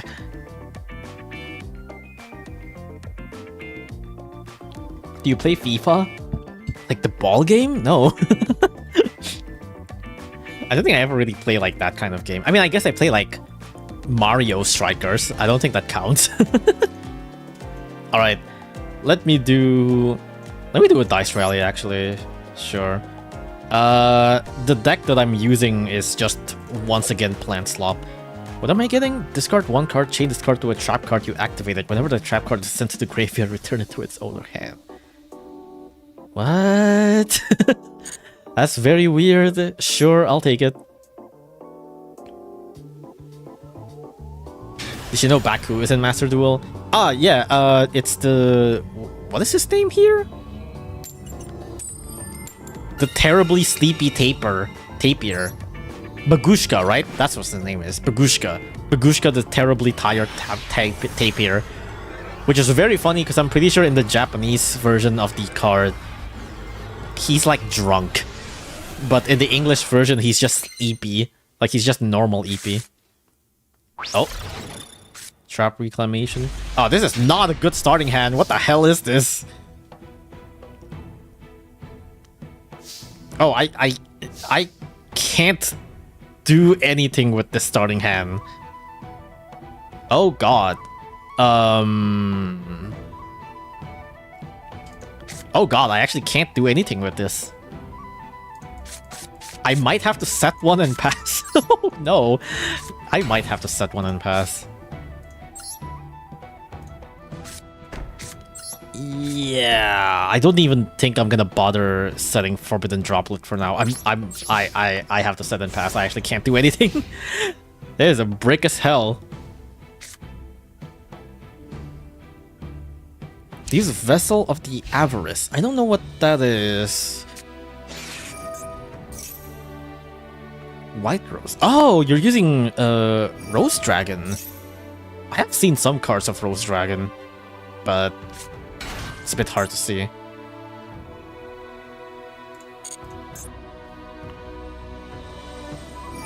Should we discard at one which of the black rose from your hand if you take one level tree or normal summon which of the black rose from your hand? Maybe I shouldn't have let them done that. I'm not sure when to imperm or anything here. Lone Fire Blossom! Oh no, that's my card! If this card is normal summon, you draw one card and show it, and if it's not a monster, send it to the graveyard. Also destroy this card. No, it's fine. Just draw your Lone Fire, it's fine.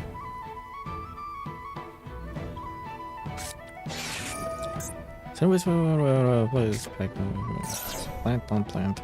Oh. During the end phase of this turn, draw 2 cards and discard 1 card. Sure. Oh, was it not a plant? Okay. If only your opponent controls the one, you can summon this card. Summon this way, treat this card as a tuner.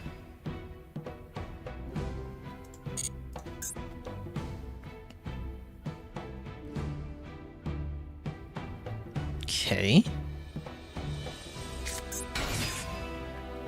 You can add 1 card that mentions Black Rose Dragon from your hand instead of Black Rose Dragon. Is this a good time to imperm? You know what? Fuck it.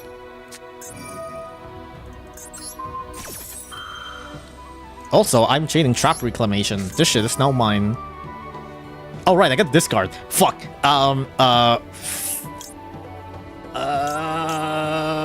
Shit. What do I discard? I might have to discard Droplet. No, I'm discarding Samurai Beetle.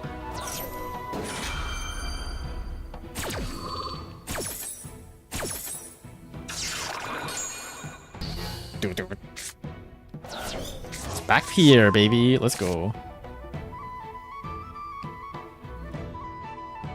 Alright, come on. One more special summon? No more? You're not gonna special summon another thing?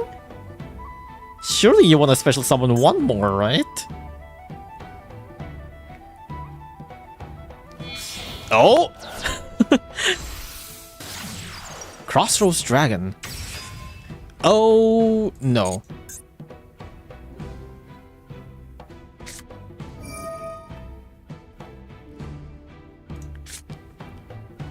If I nip now, they can respond by tributing themselves, and that would that dodge the nip?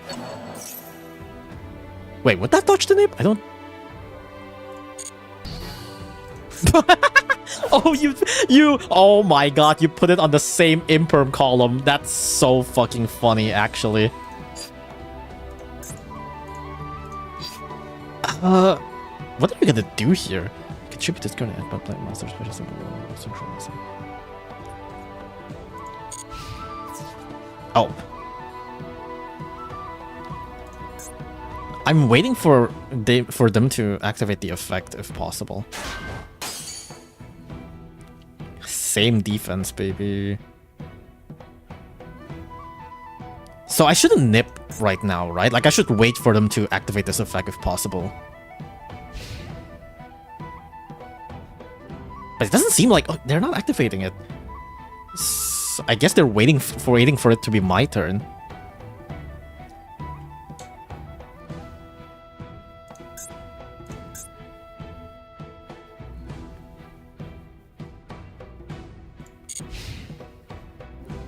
Oh wait, fuck.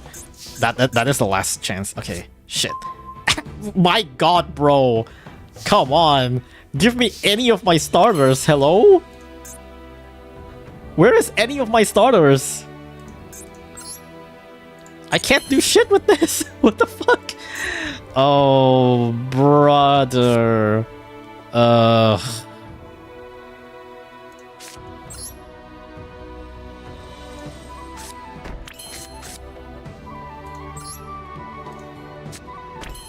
Oh, brother, this stinks.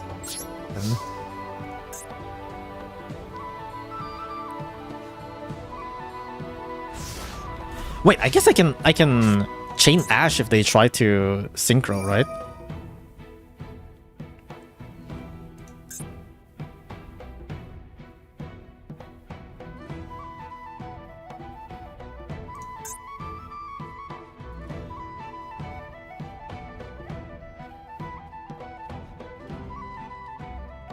Are they activating?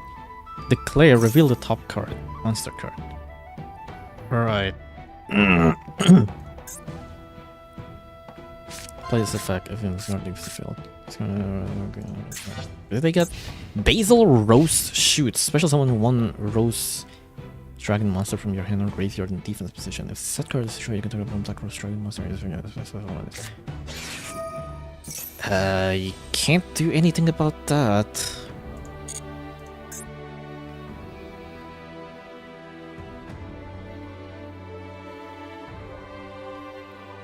Where's the BC? Oh, it's no longer BC. Oh, I probably should have changed the game on Twitch.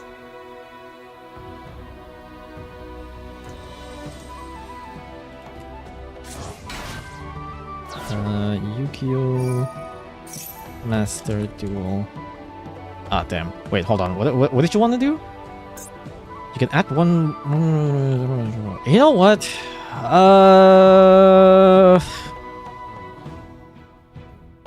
You know what? Imperm.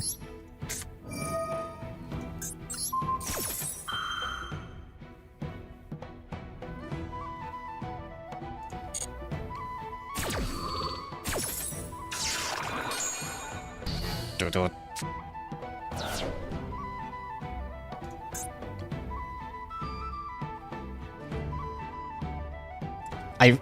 We're just this is the worst fucking battle ever. This is brick and bricks, bro. Lokai. Okay. Distribute this card on one plant monster, special summon one growth synchro monster, extra deck. I can Ash this if they try to do this, right? Special from the deck. Okay.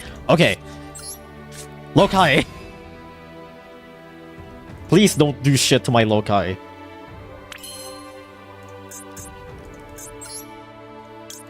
Let me do my combo.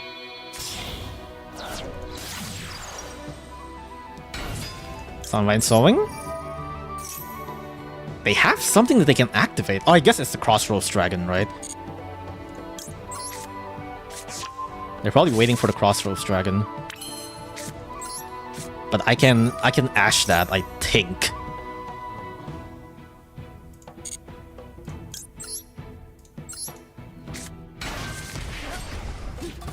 Okay. Let's just do my plant slop. They try to they have a lot of waiting for. Oh, they have Imperm! Ooh, okay. No, that should be fine. I think I can still continue the combo. It's not gonna be full combo, but I can still do the combo. Let's do this, so... that. And then we tribute this. Summon Lone Fire. Lone Fire tributes itself again. Now we special summon Ragnarika Seat. Seat activates. Grab... Oh, Beetle is in the graveyard. I forgot. We grab the spell and we grab Wicked Butterfly. And then we banish Wicked Butterfly so that we can get the draw later. Now we activate Bloom to get Beetle out.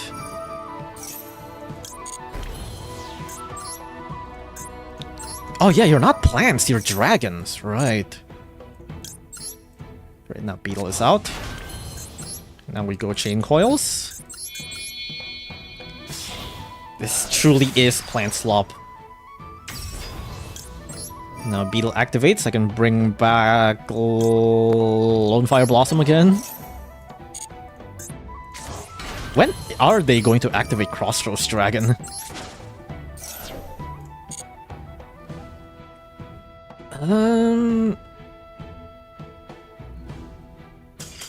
Oh, okay, yeah, fair enough.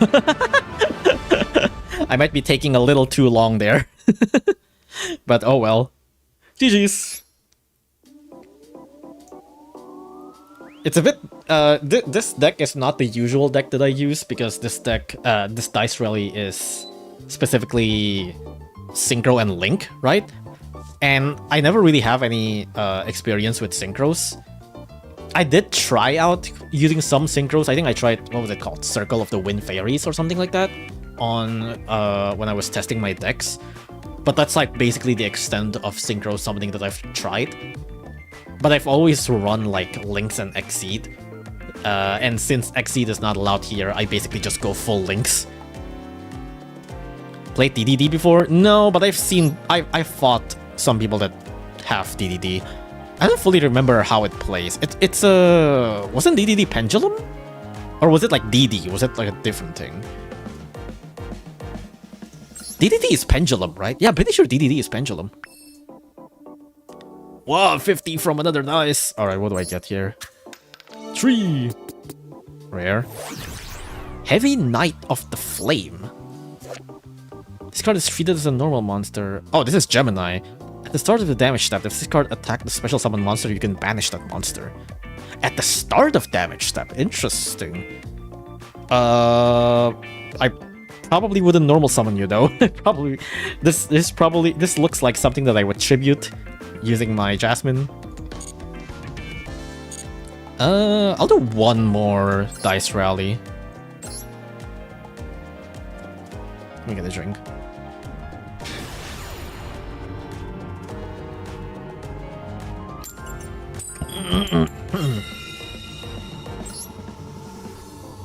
Where's the BC? It's over. What's your favorite animal? I'll fold it and post it on Discord. Oh, is it like origami? That's pretty cool. I don't know what my favorite animal would be exactly, actually. What the hell does that mean? Oh, we start with 6 cards. We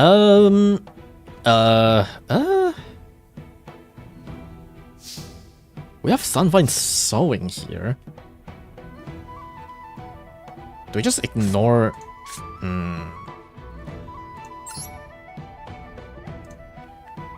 know what? Yeah, I'll just special summon this.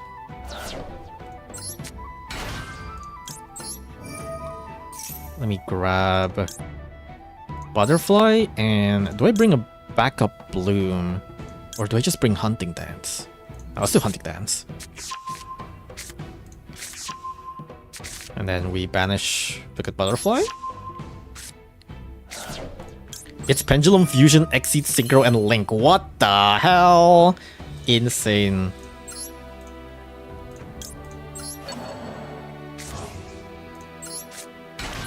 Go, and now Chain Coils. Wait, I can use you for Chain Coils? That's pretty funny. There we go. Liscaleatal. Let's take out... Sure, let's bring out Sunseed Twin again. And then we'll bring out... you. Now we are going to do Jasmine with... sure, you and you.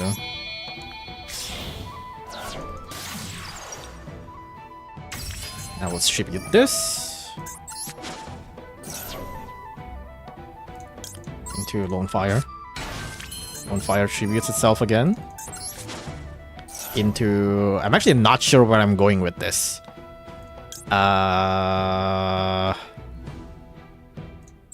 You know what? Okay. Let's do Lokai. And then we will bounce this Jasmine back, actually. There we go. And now we'll make Trias. Even though I already have Sunvine Sawing in hand. Doesn't hurt to grab something else. Strip Sunvine Shrine. Let's do Sowing. Summoning another... this. Let's just lane climb a little bit, you know?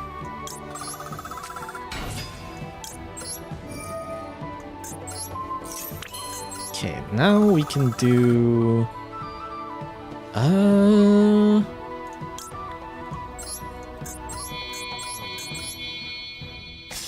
let's do this. Summon the seed.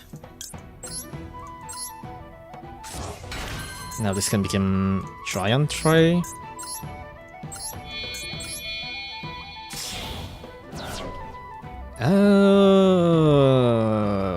Sure, let's put it here. Can grab the other trap. And I don't think I can make Banga Lancer. I mean, I guess I can.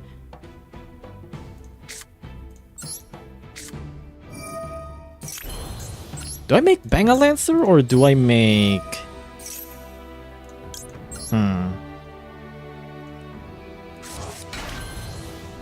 Sending one card from your hand to the graveyard while you control some of all the... do I make Banga Lancer? Or do I just make Trasher? No, let's make Banga Lancer.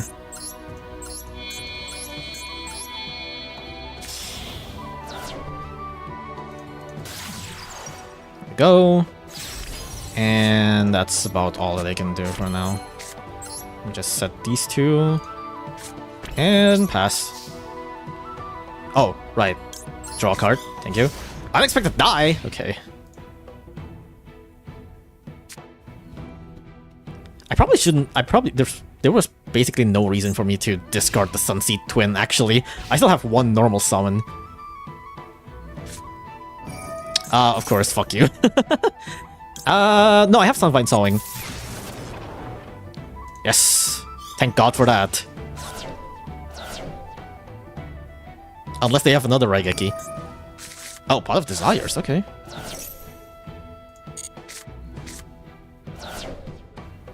I thought Pot of Desires needs to be at the start of the main phase. No, I guess that's the one that banishes from the extra deck. Control no effect monsters, you can switch some discard from here. Okay. Face up effect no monster control. No, it's fine.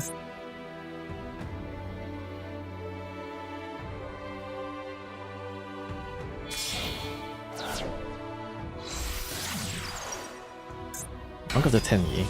No, it's fine for now. I don't know how this deck works, actually.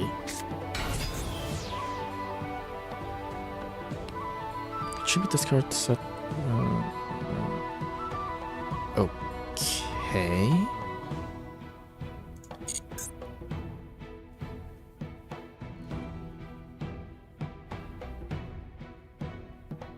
It's only one sword, soul master, or fallen lotus when you're deck. Ugh, I don't have any.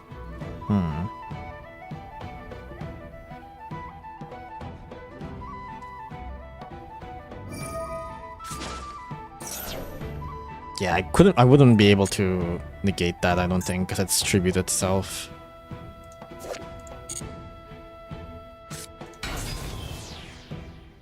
Banishments.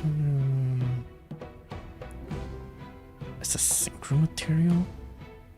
Banish one source from code. Which is one two.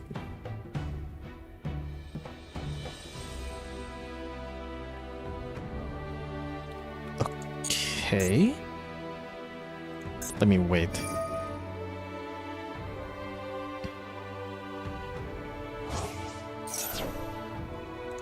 Do I Veiler this? Yeah, I'm gonna Veiler this. I don't know when is the best time to do it, but I'll just do it right now.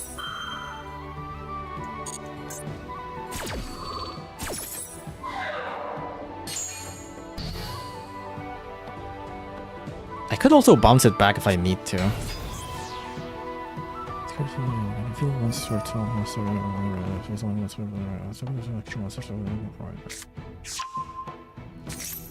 You know what? I'm also gonna negate that. I don't want to take any chances.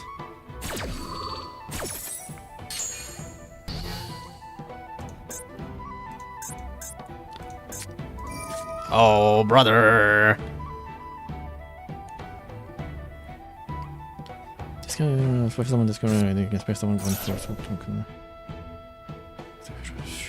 Fucking hell, man. Why do you have so many things?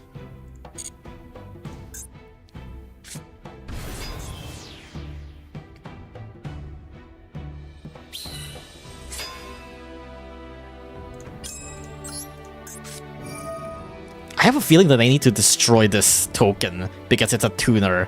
Yeah, you know what? I'm gonna do that.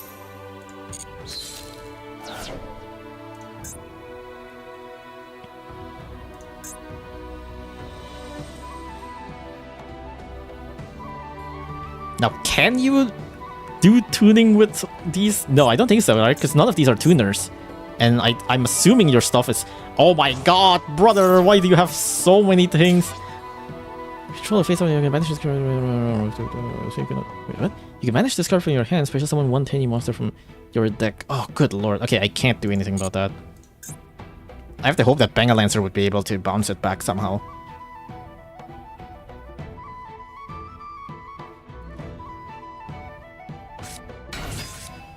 It's... Oh god, it's level 0. Bangalancer can't actually... Bangalancer can't bounce it back because it's 0. Fuck, no, yeah, Bangalancer can't do that. I have to hope they synchro something that I can actually... That hopefully Bangalancer would be able to hit back.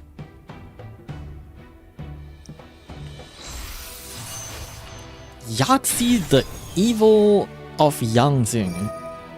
Inflict 2... Okay, whatever. Your opponent cannot target this card in the field with card effects. Fuck!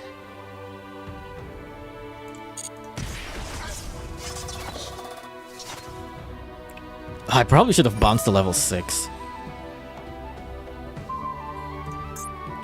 You target Yangzing and one card your opponent controls destroyed them.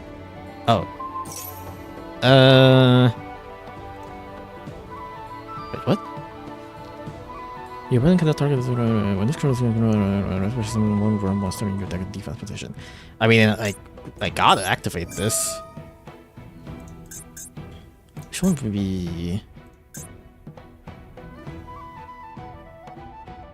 Yeah, you're just gonna send me back, actually. I don't know which one is better to send back, but I gotta send someone back before my Bangalancer gets destroyed.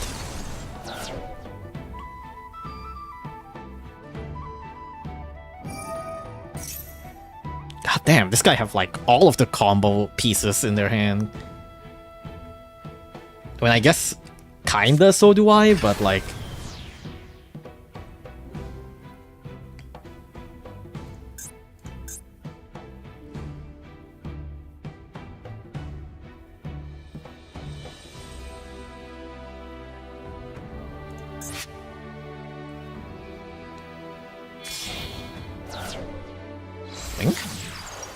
Another monk.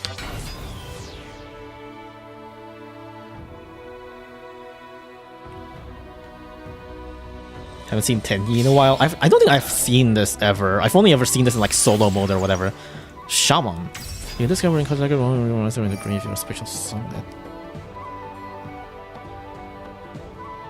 Can't special summon with the extra numbers of Tenyi. And attack is clear from destroyed.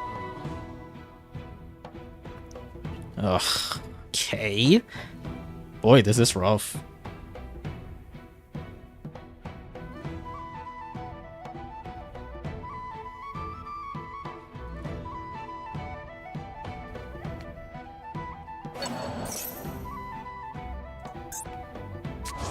God damn it, it's back. Okay.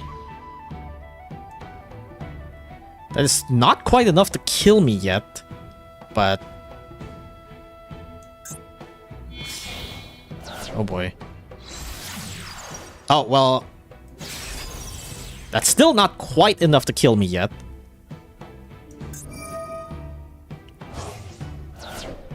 Oh shit, if they bounce... That's the wrong answer. You should have bounced Ragnarok Bloom. If you bounce Bloom, you win. You would have won.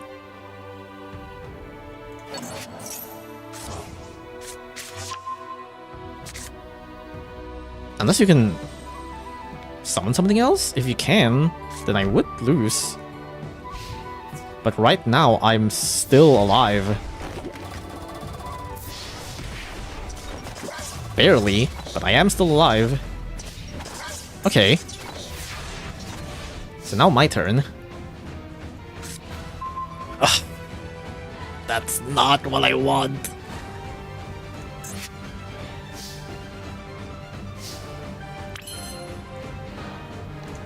Unexpected die. Do you have a response to that? Oh god, they might have a response to that. Oh, you're letting me? Okay. If I do Sunvine Shrine, I will have to discard my Ghost Spell, but I feel like I need to keep my Ghost Spell just in case. Oh, they're thinking. Okay. I mean... I can go to Dryas. Not that it really goes anywhere, but... I'm seeing if they have like any negations or whatever, which they probably do. But they're not taking it. Okay, I'm not using Sunvine Sawing, because if I do that, I lose. Instead, I'm using Sunvine Shrine. And I discard Sawing. Okay. What do you have in your hand? Or trap card? That you've been pondering for so long. Oh! Target war monster and 2 cards your opponent control, destroy them. Okay.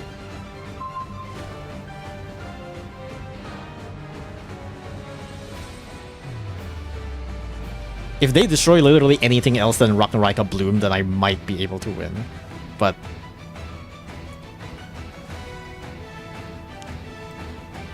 If they destroy Bloom, I think I lose. But I'm not sure why they take so long to think about...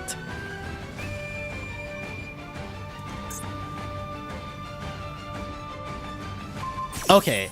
Yeah. I lose. I should have activated Bloom first.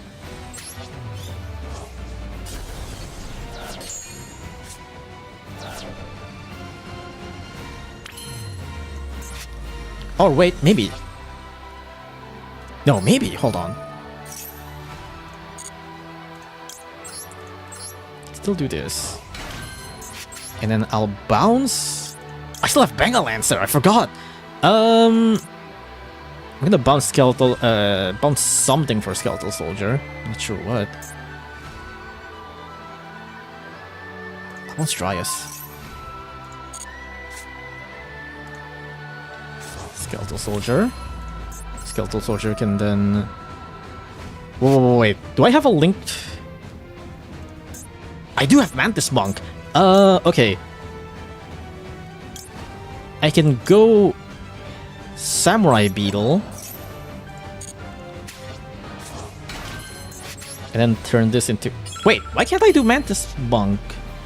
Oh, because of Sunvine Shrine. Oh, I'm stupid. Oh, fuck. I'm very dumb. Oh, fuck. Fuck, I fucked up.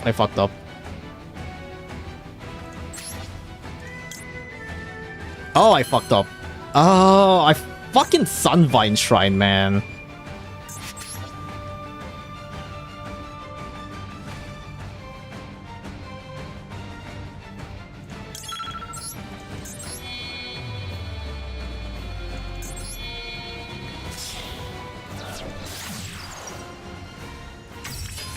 Can I even do anything here?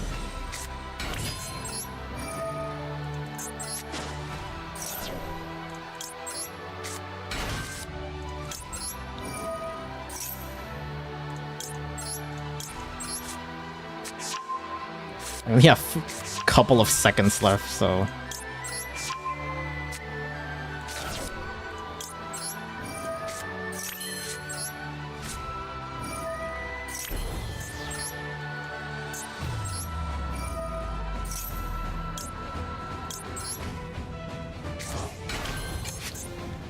Uh...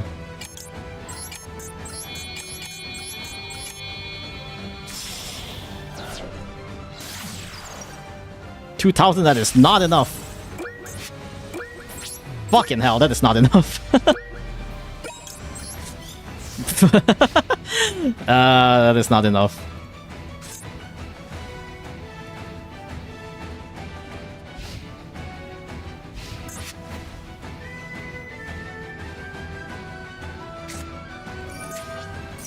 Ah, GG's.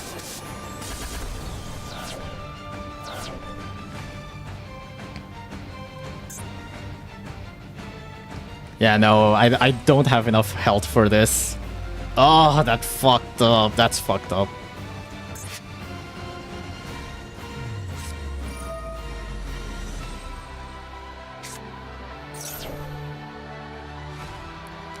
Oh, I'm lacking like... Oh wait, no! You healed me! You stupid fuck! You healed me!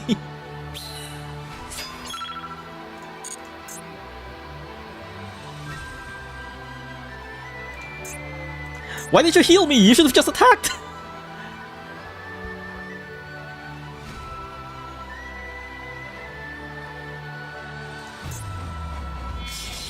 Oh, you're gonna heal me again. Baron... Okay. Alright, buddy.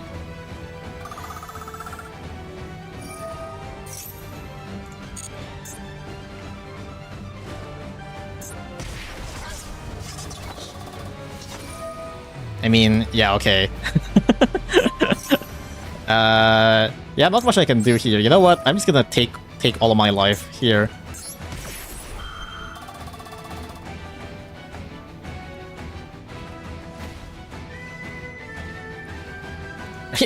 Are you thinking of negating it?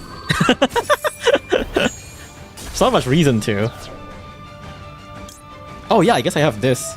Not that it really matters. You can just negate this.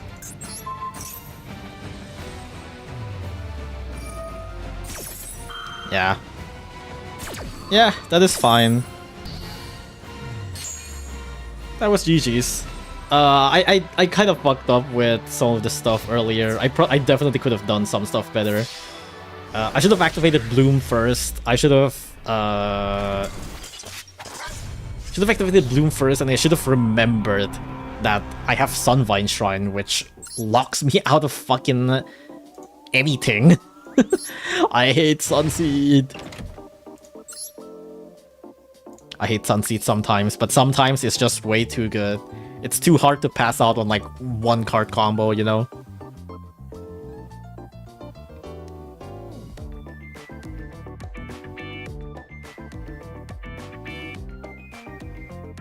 What were you guys talking about again? Pretty cool deck you have, Mr. Lucas. I like Plants Turbo. Plants are very funny. One! Come on. Counter. Okay, sure, whatever, buddy. No, I think that's enough for today.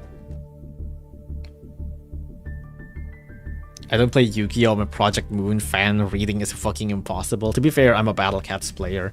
Reading is also impossible. The only summoning mechanic the DDD doesn't play is Ritual. I see. It's kind of hard to like dabble into like other decks. Actually, you know, for the Dice Rally, I did notice that one of the loner is Nouvelle. And I think I have talked about before how I'm actually like low-key interested in Nouvelle. But I have not actually tried this at all. I have not actually tried this deck. But it just looks very funny. Like, this deck just looks very funny. So much recipe things. It's just like, let him cook, dude. Let him cook.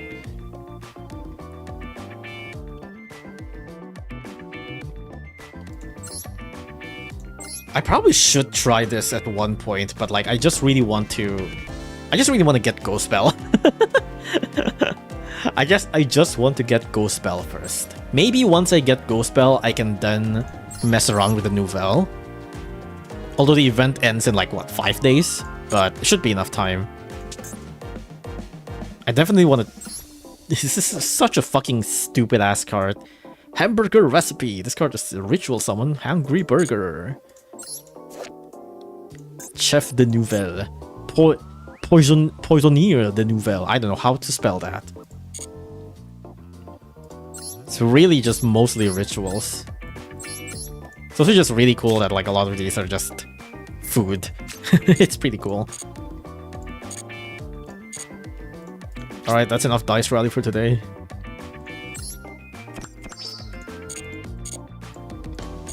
Also, was I thinking about it again? Oh, right, the other deck that I was also like low-key interested in, I think I've also talked about this before. It's freaking Skull Servant. Skull Servant deck is just so fucking funny. It really is just like, here's like a 14k damage beat stick that can occasionally come back. It's like if you don't deal with a beat stick, you die. It's pretty funny. Also, this is the current main deck that I'm using. I've not actually tried this in like online rank, mainly because I've been mostly focused on Dice Rally. But I've been meaning to try to put, I don't know, some more hand traps. Sunvine Maiden is here just for a testing, I guess, because theoretically this can help with like, I guess anti-hand traps if anything. But, I haven't actually gotten use of it. I have not tried this on like a normal online duel. Skull Servant is very funny. Skull Servant is so funny, that and Grand Maju. Is Grand Maju the one where it's like you gain more stats the more banished cards you have or something like that? Where it's like you gain like 400 attack and defense for every banished card or something. Was it that? By Kaiju, you are a turn 1 player. What if I'm not the turn 1? What if I don't go turn 1? What then? It's like, it's not like I can choose, you know? And I can choose like half the time. But if I go second, I'm gonna need something to answer. Like, I was bringing Lava Golem a lot, actually, on my previous iteration of the deck. Because theoretically speaking, I can special summon my combo starter using either Unexpected Die or Ragnaraka Seed. Also have a way to special summon itself. So it's like, technically, I could also use Lava Golem if needed. You lose then? I would rather not just immediately concede if I go second. Do you have a favorite card? So far, it's Rafflesia. Rafflesia is it's just a very funny card. Just the fact that it's just like, yeah, pick a hole. Choose a hole for the opponent to bury in.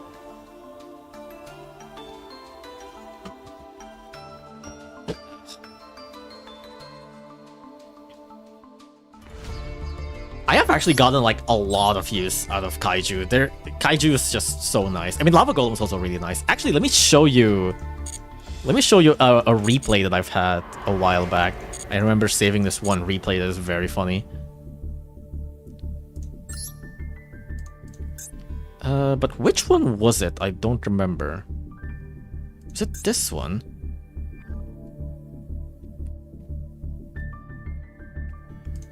Hold on. Is this the hero deck? Yes, it is. Okay, this replay. Alright, watch this replay. This was like a week ago or something, but you know. What game is this? Yu-Gi-Oh! Look at my starting hand. 2 Lava Golem. Okay, they spent 4k to special summon an elemental hero. I don't actually know too much about heroes, but they summon another hero, they do their combo. I don't really have a hand trap or anything like that, so I can't do much aside from just letting them go. Just let them do whatever. But like, if I want to Lava Golem them, then I'm gonna need like something that I can special summon in the next turn, right? Because like all of these are, it's like technically I can use Sunvine Sawing, but then I wouldn't be able to do my usual stuff. So naturally, I top deck Unexpected Die. I Lava Golem them. I Unexpected Die. I do my plant bullshit as usual. Dryas, and then I have Parallel Exceed. Turn them into Rafflesia just in case if they have Nib or something. Sunvine Sowing, do my usual plant bullshit. I don't have Parallel Exceed in my deck anymore actually, because Ragnarika, a lot of the Ragnarika cards doesn't work if you use Parallel Exceed. They Imperm after going quite some long into the combo. Skeletal Soldier, turn into Bangalancer, and then that's the end. And yeah, I turned it into Skeletal Soldier thinking that I can special summon stuff, but then I remember it's like, oh yeah, I used Parallel Exceed, so I can't actually use like the I can't actually use the effects of Skeletal Soldiers. So that's the kind of thing that like kinda low-key sucks. But yeah, anyways, I just have Rafflesia and Bangalancer. They get another mass change. They do Miracle Fusion. Special summon 0. I Bangalancer bounce it back, and then they do another mass change, and then I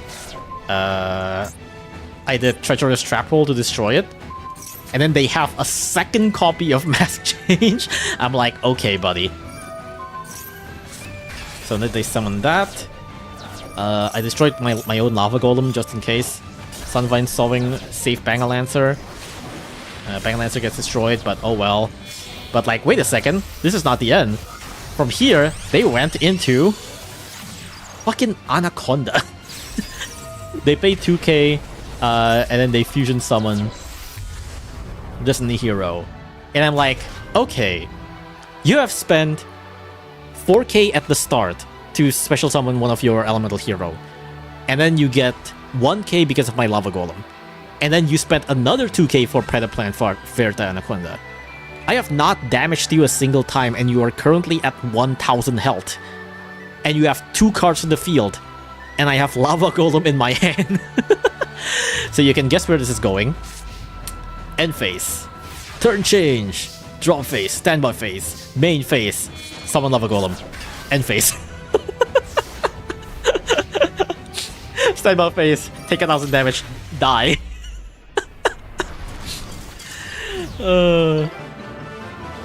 It's so fucking funny. This is why I like Lava Golem so much.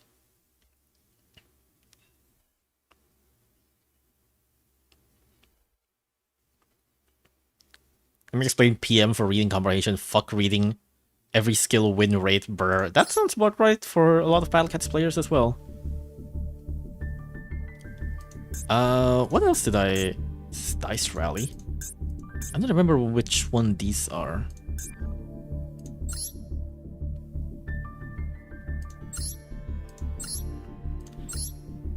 Oh, this is the one where they did Mimighoul. I don't remember what happened here. Oh, this one. Vanquished Soul, K9.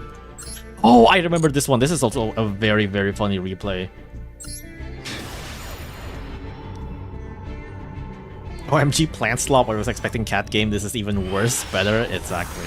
I wouldn't be playing for too long. I probably would just end soon. I just want to show like some of my replays that I've had.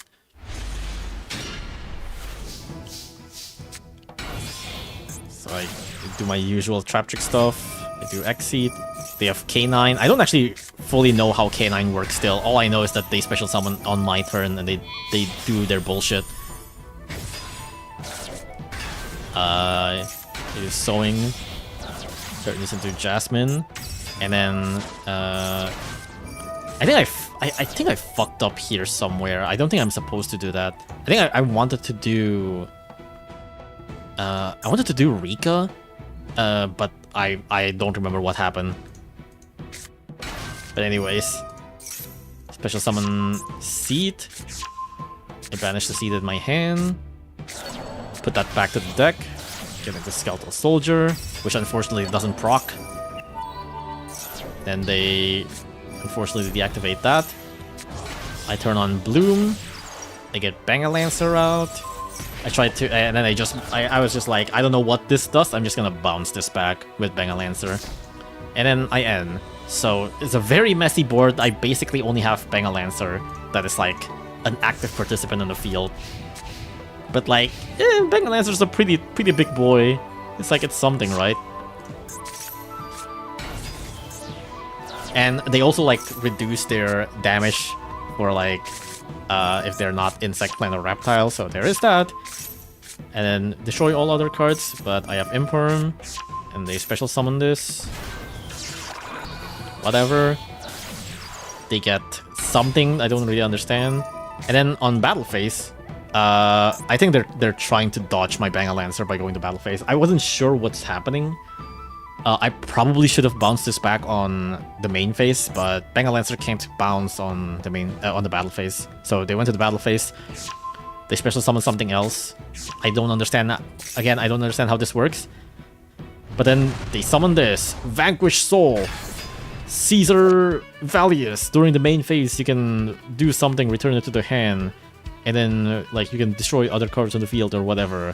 Big Beat Stick, awesome. The boss monster is finally out. Okay, that's cool. They special summon another body. Wow, that's crazy.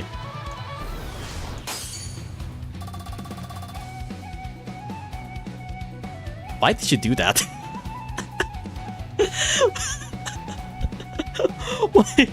Why did you do that?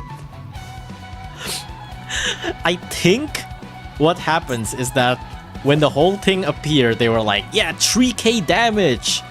And then they forgot that their damage was reduced because of Ragnarok Bloom. And they crashed into my Banger Lancer, died, immediately conceded. Oh my god. This was a good match. That was really fucking funny. Misinput! Calm the fuck down, it was a misinput. Oh, I was really like, okay, well, I'm probably losing this.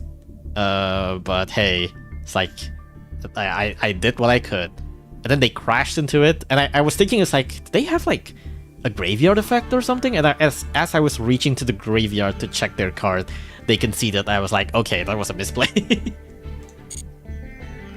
That's why I really like Ragnarok Bloom. I think the thing about Ragnarok Bloom that I also really like, oh,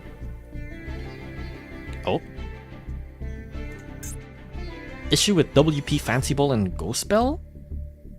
Wait, what happened? Isn't only an issue with PvE duels? Okay. Can be activated in response of the effect of WP Fancy Ball that performs Link Summon when it's activated, chaining to an effect on created graveyard. Oh, okay. Interesting. But yeah, the thing that I really like about the Ragnarok Bloom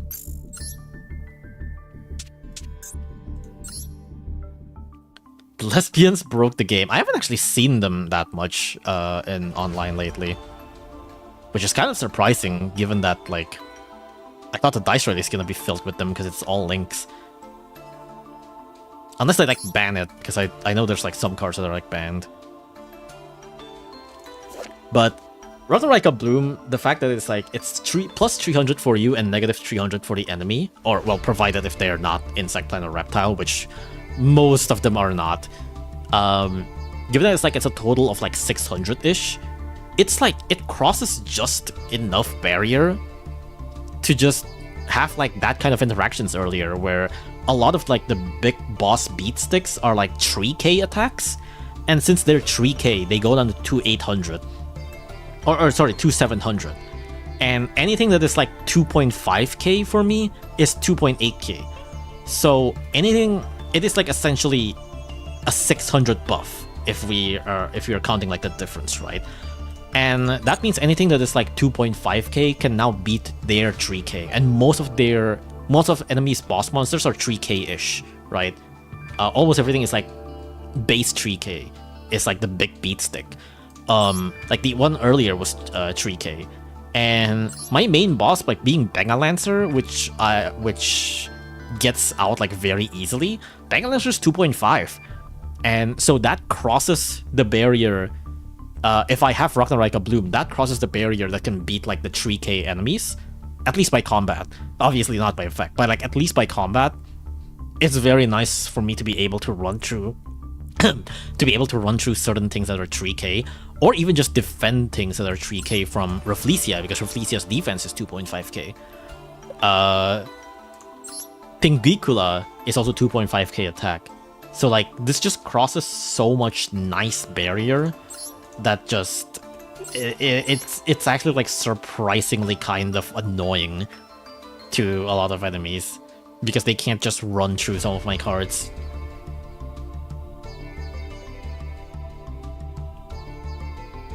I love how we picked up Plant Slop 5 days turns to be soon. Just like Clockwork Knight with 500. Wait, what do you mean 5 days turns to be soon? Clockwork Knight.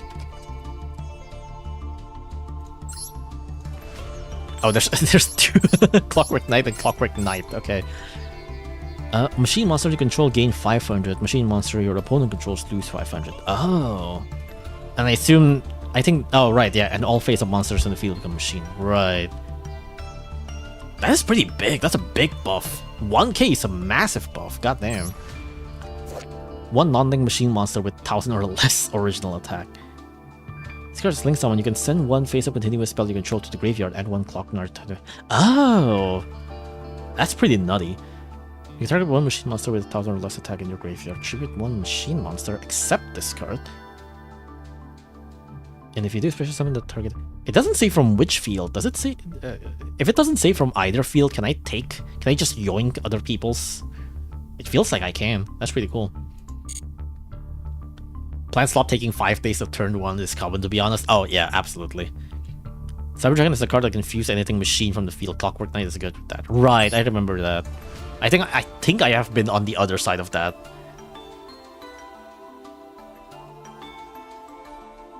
Why is he red? For an amazing reason? For an amazing reason.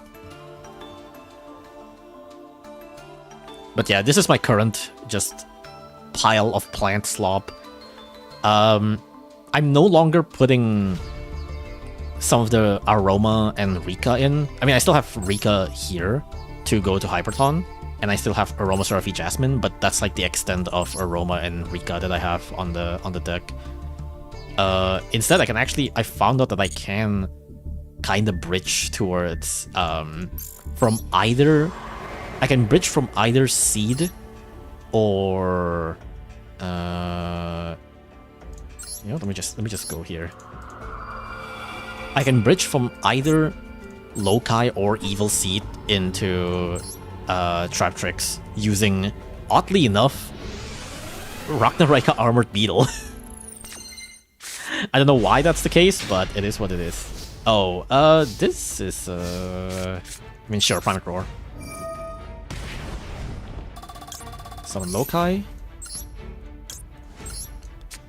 Let me just do my Plant Slop, but this time without interruption, so I can show the full extent of fucking Lokai. My deck is Machine Slop, Field Spell Slop, and Union Slop. Union is the one where it's like you can like equip to each other, right? I remember seeing Union because of fucking, what's it called? Aitsu, Doitsu, the Itsus.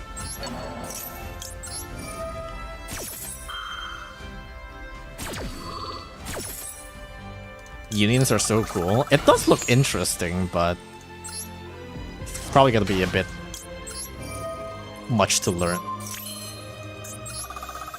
Okay, now we go Jasmine. Normally from here, if you have an extra healer and an extra Dryas in your extra deck, then you would be able to get a search by healing.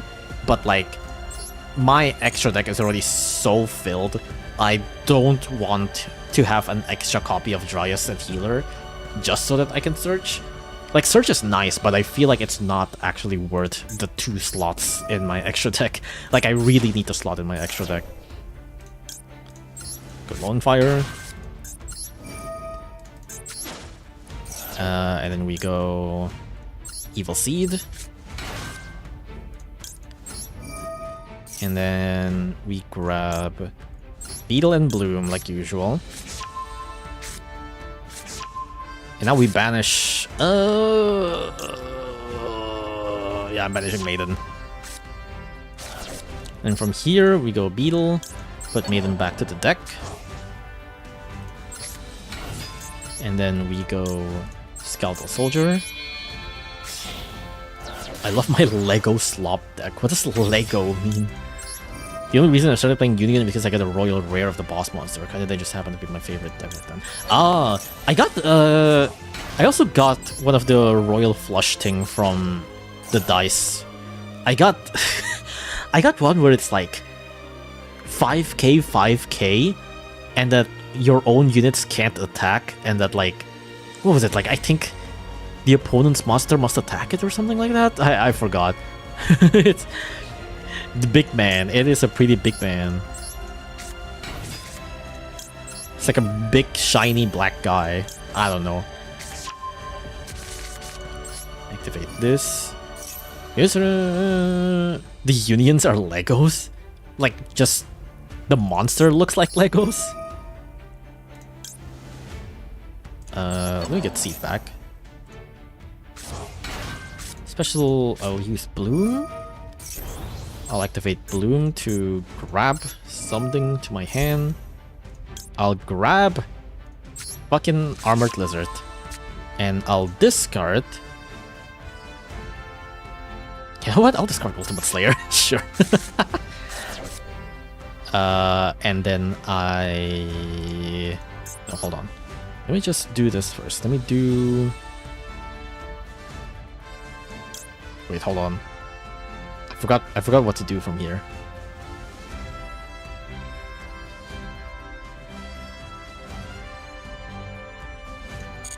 I guess I can just...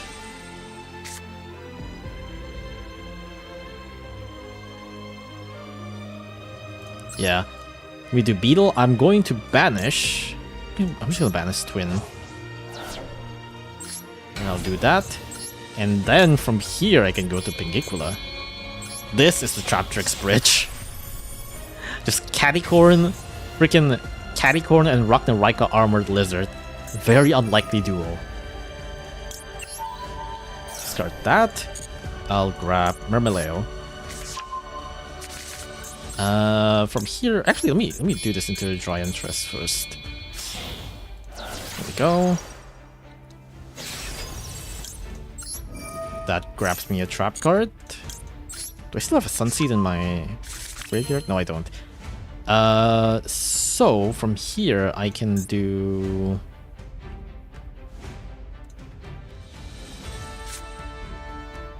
I think I just normal summon... No, wait. Let me do Sarah first. So from here, I'll link Pingiqula into Sarah. And I summon normal summon Mermelio. And then I grab literally any card that I would like to set. This time I'll just do Gravediggers. I'll activate this. Let's craft me Holotea. I'm going to... you know what? I'm gonna bounce Mermelio. I'll bounce Mermelio, put Skeletal Soldier down. And then I'll turn this into Malias.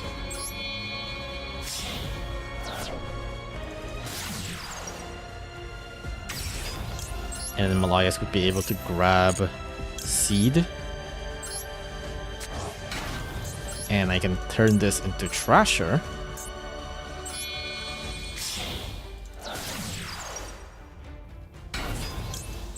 Which then can get this for the damage. And then these can be Bangalancer.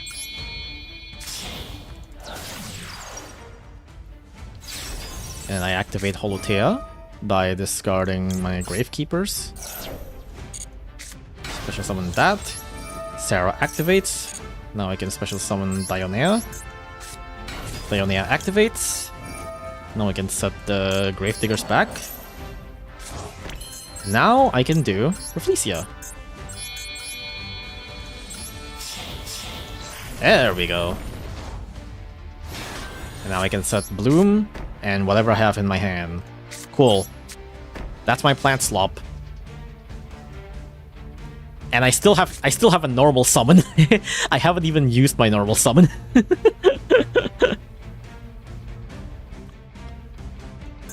I'm pretty sure, you know, the funny thing is, I'm pretty sure the enemy deck for this CPU have Harpy's Feather Duster, because I'm pretty sure I've seen it multiple times, so, you know. Wait, this isn't Battle Cat? No, this is Cat Game. Look, we have a cat. This is Cattycorn. It's a cat. It is a cat game. It is a game with cats in it that battles. The unions I play are like machines that kind of look like figures that merge together. Oh. Wait, what is the name? I might recognize the name. You know what's dumb? I started using my dust to try to get royal rares of the Lego deck, and it's working. Good lord. I assume you're using it on the lower rarity ones. I don't think I've ever gotten like extra shiny stuff from crafting. Holy shit, it's Maze Cat? Yeah, exactly. That's what I'm saying. It's literally Maze Cat. Anyways, I only have one card left in my hand, but hey, it's good enough. Technically, if they have Feather Duster, then I can special summon Arachnocampa, and that can actually, like, protect. Okay. I mean, this is just CPU, so, you know. You get a Pendulum Summon? Okay. Dynamist Rex in defense position. This card attacks at the damage type. You contribute one to 20 pound card.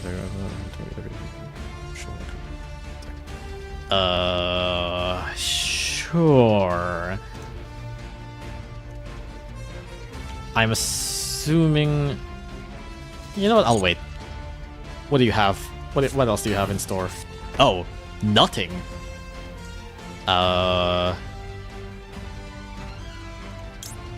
You got like absolutely nothing?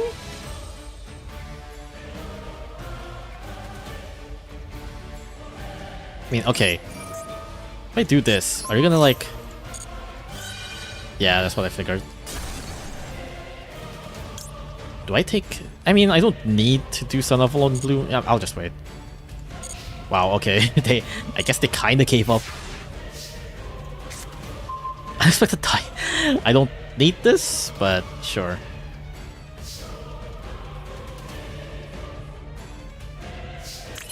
Another Dynamite card you would control be battled by a card that can destroy this card instead. I can put in a bunch more things here if I just do Ragnaraka Bloom, grab 2 cards or whatever, or pull back Ragnaraka Skeletal Soldier, special summon Ragnaraka Evil Sea. But like at this point, the biggest weakness of Plant Slop is that I don't have enough space to do my things. I don't have enough space to do my bullshit, unfortunately. So you know what? I'm just gonna do my Banger Lancer, and I'm just gonna put this back to your hand. I do take damage from it, but oh well. I'm just gonna battle. If a card battles an opponent monster, what was it? Okay, it doesn't matter. Your card mines now, by the way. Fine. Hell yeah. And now... Yeah, I'm gonna attack with your card. Yeah, I'll attack with this. Yeah, I'll attack with this. Yeah, I'll attack with this. 300 damage? No, it's... Oh, fuck off. No, wait, Rafflesia? Wait, Rafflesia doesn't proc from that? Huh. Damn. Fine, I'll attack. I'll just beat it normally. Ugh. Unfortunate. Okay, I'm going to do... You know what? Here, Trap Garden. We'll banish that. Now I'll special summon Pingikula. Okay, now I really don't have any space to do anything.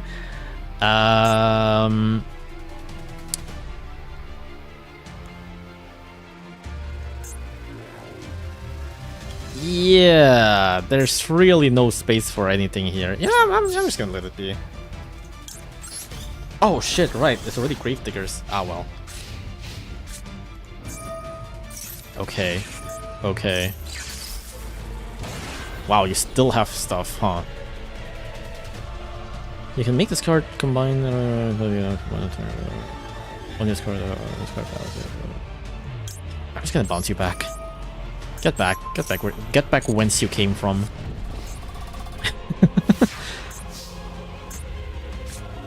Nibiru. Okay. I'm just gonna go battle phase. Here. Eat my plant. Eat my 8,500. Eat my 8,500 plants. Good shit. Tribute summon the rock. I have actually done that before. Oh no, actually, I think I have a replay of me doing that. Actually, hold on. Suffering from success. Yeah, that's the plant slob. I mean, most of the time, if you're fighting like in a real game, someone's gonna like interrupt you, and you're not gonna have to full board anyways. But you know. Yummies are also cats? That is true. Yummies are like kinda cat-like. Why is there just a red car? That's my mate! That's my goat! Is that car red for an amazing reason? Absolutely, yes. This is my mate, my absolute goat. I can definitely make my profile much better. Like, I have so much icons. But it's just too funny to have the default icon, so... I let it as my default icon. Like, I technically could use other cooler mates, but like, what other cooler mates could there have been aside from car? Like, now this is top tier mate. Why are there women? Okay, well, to be fair, the blue eyes one is a little lame, so I decided to put women on my profile. Okay, where's the replay?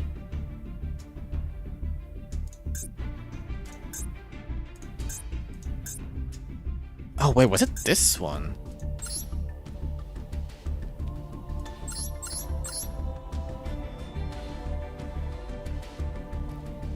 I don't entirely remember. It might be. I don't actually remember which one this is.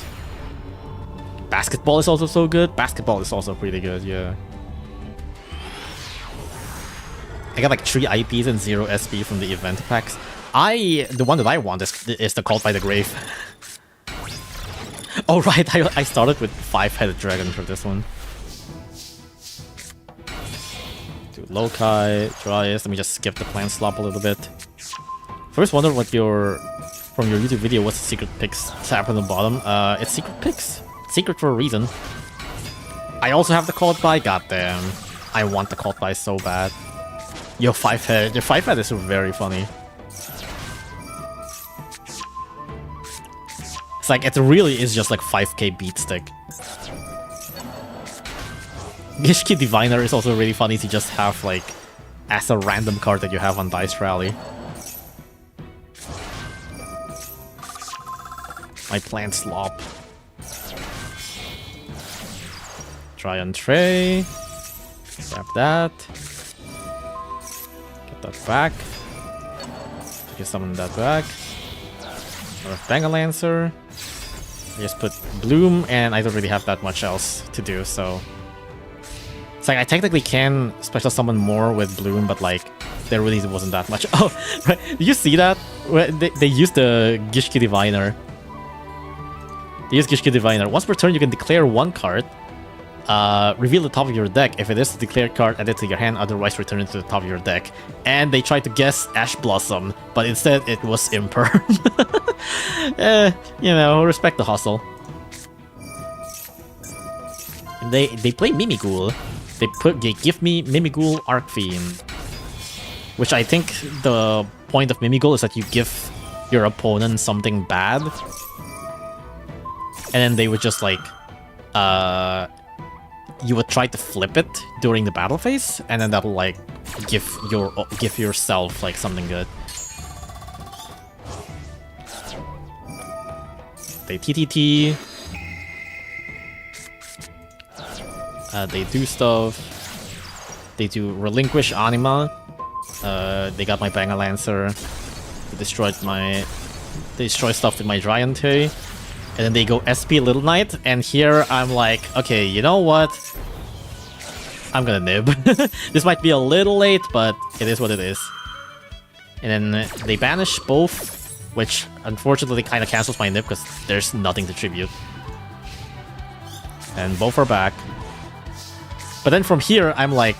From here, my thought was like, okay, I could try to summon stuff back from my graveyard, because I can do like Ragnarok Skeletal Soldier. I can bounce back... I can maybe like normal summon Lokais, bounce back something, and then I can like go rank up with Samurai Beetle and all that stuff. And then I was like, but SP can banish. But SP specifically says when your opponent activates a card or effect. So I'm like, okay, what if I don't activate anything? Normal summon Nibiru, battle phase, attack it, smash that motherfucker with a rock. And now I can now I just set one and pass. Like, because like if I do literally anything, they would just banish themselves, right? And then it would just be another problem with the board next turn. So I was like, I'm just gonna smash you with a rock, dude. I'm pretty sure from here on out it's really not that much. It's just this usual stuff. Also, it's pretty funny what was it? The Mimigul Reborn. Mimigul Room. First on one Mimigul, then you can change one face-up monster on the field to face-down defense position. And it's like, okay, at first I was like, oh, that's kind of not bad, because Nibiru's defense isn't that much. And then it turns out I can just flip summon Nibiru again. You can just change it, like, the same turn? Like, okay. Sure. You also could have Dark Ruler. Oh yeah, that is true. I forgot. Dark Ruler can't have response from monster. Yeah, I guess technically I could have done that, but yeah, no. I was just thinking it's like I forgot about Dark Ruler not being able to be negated that way, or well, response that way. My thought was just like, I'm gonna not activate anything. Summon Rock is way funnier. Yeah, exactly. Yeah, and then I just beat them up with a rock. Hell yeah. If you're in any trouble, just beat your opponent with a rock. It always works. I have a Royale rare alt Sky Striker card. Good lord. I only have a couple, and most of them I got from the Dice Rally. Actually, I got Royale Imperm. If you saw earlier. One of my Imperm is apparently Royal, which I never actually noticed. I don't even know when I got this. I don't remember when I got this, but apparently one of my Imperm is just fucking shiny. Even in real life, yeah, exactly. If you're going to a like Yu-Gi-Oh tournament, if you're having trouble, just beat your opponent up with a rock. Oh yeah, this is the one that I got. Dystopia the Despondent. Must be special summoned from your hand by sending 4 face-up level 1 monsters you control to the graveyard. Other monsters you control cannot attack during either battle step once per turn involving this card. Once per battle involving this card, you can banish one level 1 monster from graveyard until damage step. This card is unaffected by other cards' effects. Also, it cannot be destroyed by battle. It's very odd. It really is just like, here's a big beat stick. And also specifically in battle step, it's fine. It's like, probably wouldn't be hard to pop in modern meta. But it's pretty cool. It's also just really funny that it's like send 4 level 1 monsters. It's just you just have like a bunch of like Kuribos or something. Kuribo. And you just destroy them all. Here's Dystopia the Despondent. Like, okay. I believe this is the one that I got from like the free stuff. I got the free Dark Magician, free Blue Eyes Alternative, Cyber Dragon. And then this one I also got from Dice Rally. Imperm, I still have no idea where I got this one from. Snake Eyes are level 1. Which one are Snake Eyes? Are those the ones that people used for... well, a lot of things, I think, right? Like, I think that's just something that, like, tutors to a lot of stuff.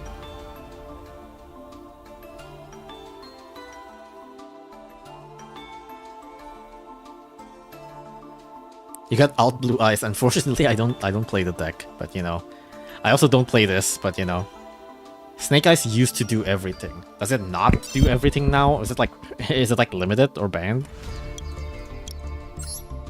I think it's with the dash, right? Snake Eyes? Ooh, Snake Eyes Poplar is into 1. If this card is added to your hand except by drawing it, you can special summon this card. If this card is normal special summon, you can add 1 Snake Eye spell or trap. This card is sent to the graveyard, and 1 fire monster or graveyard place it will face up in its owner's spell or trap, so it's a continuous spell. Wow, this really does everything. Good lord.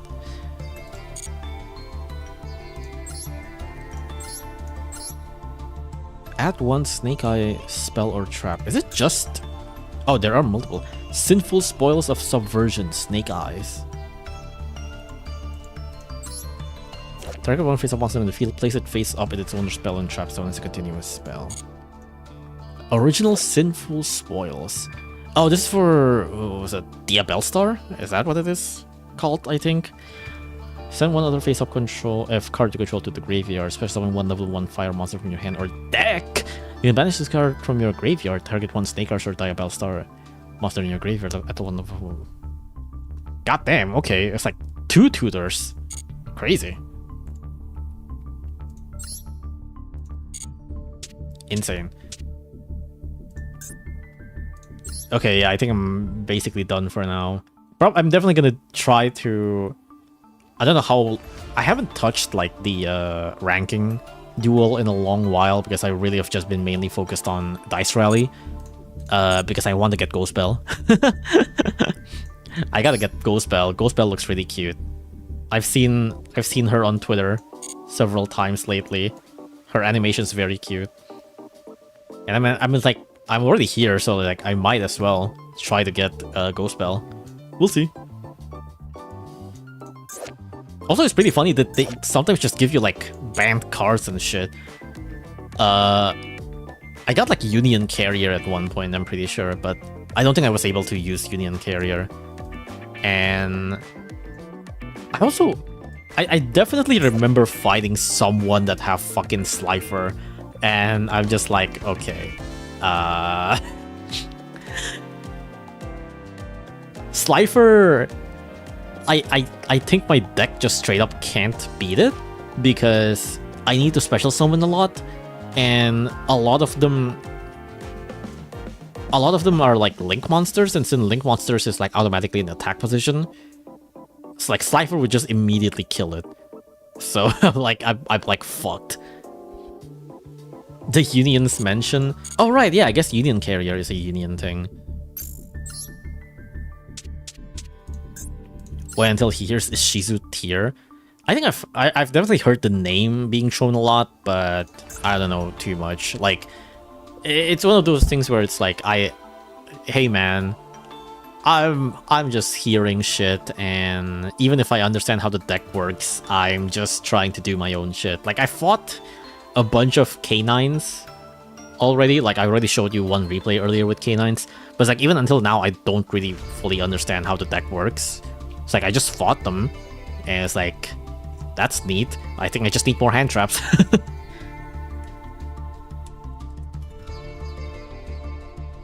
Oh, is it banned? Oh, it is, right. Yeah, Union Carrier. Union Carrier is banned because it's too good generically. Please, Konami, let me use it. Target 1 face-up monster you control. Equip 1 monster from the hand and save time with attribute to equip monster against the top of the attack. Equip from the deck can special summon monster with a quick card stay for the rest of the turn. Right. This really is just like basically check for another copy of the card, the same card that you have. And potentially if it's like usable somehow, then yeah, it's pretty nasty. Yoshimoto is the strongest deck to be ever made and the most complex. There was a tournament in Japan where the players went time during turn 1 of the first game. What the hell? That sounds insane. And it's not because of slow play, I assume. It really is just like that long of a combo. Is that like a 40 card deck? Or like a 60 card deck? Because like, how would you how would you combo off of a 40 card deck that requires like an entire timeout? That's crazy. I think you want to equip a Dragon Buster that makes your opponent not able to summon from the extra deck. Oh, right. I think I've heard of that.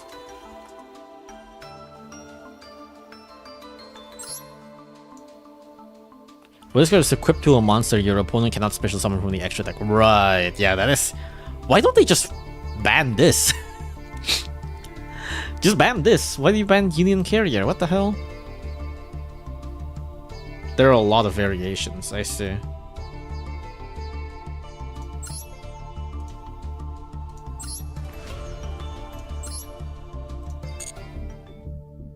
I don't know, let me have my funny Lego train. That's true. Konami's priorities are sometimes whack, I guess. Also, I saw news of like they have new archetype for like the Pumpkin Kings stuff or whatever. That also seems really cool. Like for Call of the Haunted, right? For this guy, Pumpkin the King of Ghost. Zombie Slop for the win. I mean, if I were to ever try Skull Servant deck, then I assume it's something that can be related to it, you know? They're playing a mirror match and turn player playing their combo also enable turn 2 players combo, which enable turn 1 players combo further. Oh, right. It's like, it's not your turn, it's my turn to kind of thing. Pumpkin cards came out today in paper. Oh, okay. Again, I probably wouldn't really understand how it works, but I think it's just really cool that they do like the super old stuff, and even for, what was it, support for Call of the Haunted, right? Just pretty cool as well. Because it really is just like almost a worse Monster Reborn, but having something that is like revolving around Call of the Haunted is pretty cool. Skulls are rather cheap to craft. Is it? I guess so, yeah, a lot of these are just normals and rares. I assume there's a lot of like other, like, better cards outside of Skull Servants that are probably like Ubers or whatever. But yeah, I guess a lot of these are just rares and normals, yeah. Also, something that I just realized, actually, I always thought that white baking is weird. Not in like, just weird in a way where it's like, why is it called white baking?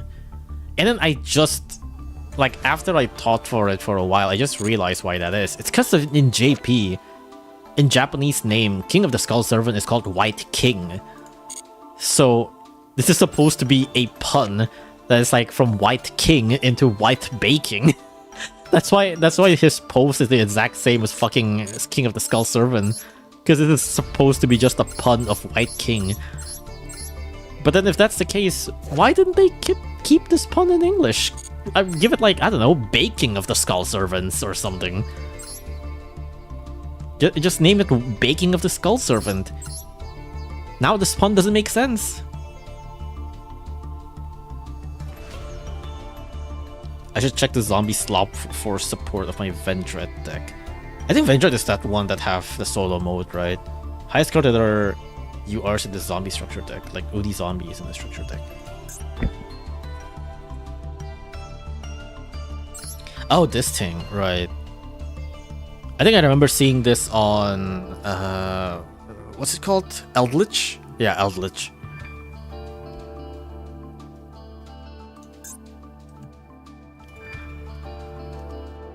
But yeah, okay. Oh, that is enough. That is enough plant slop for today. Just dump a guy to grave, yeah. It's basically Foolish Burial, I guess. In a way. Anyways, that's all. That's enough. That's enough plant slop for today. And that's also 15.2 for Battle Cats, I guess. Forgot about that. No longer red for an amazing reason. Anyways, I'm just gonna end stream here. Thank you all for coming. And yeah, have a happy Lunar New Year if you did that like 2 days ago or something. But anyways, good night. See ya. Bye. Thank you for coming. Bye bye. See ya. Bye bye.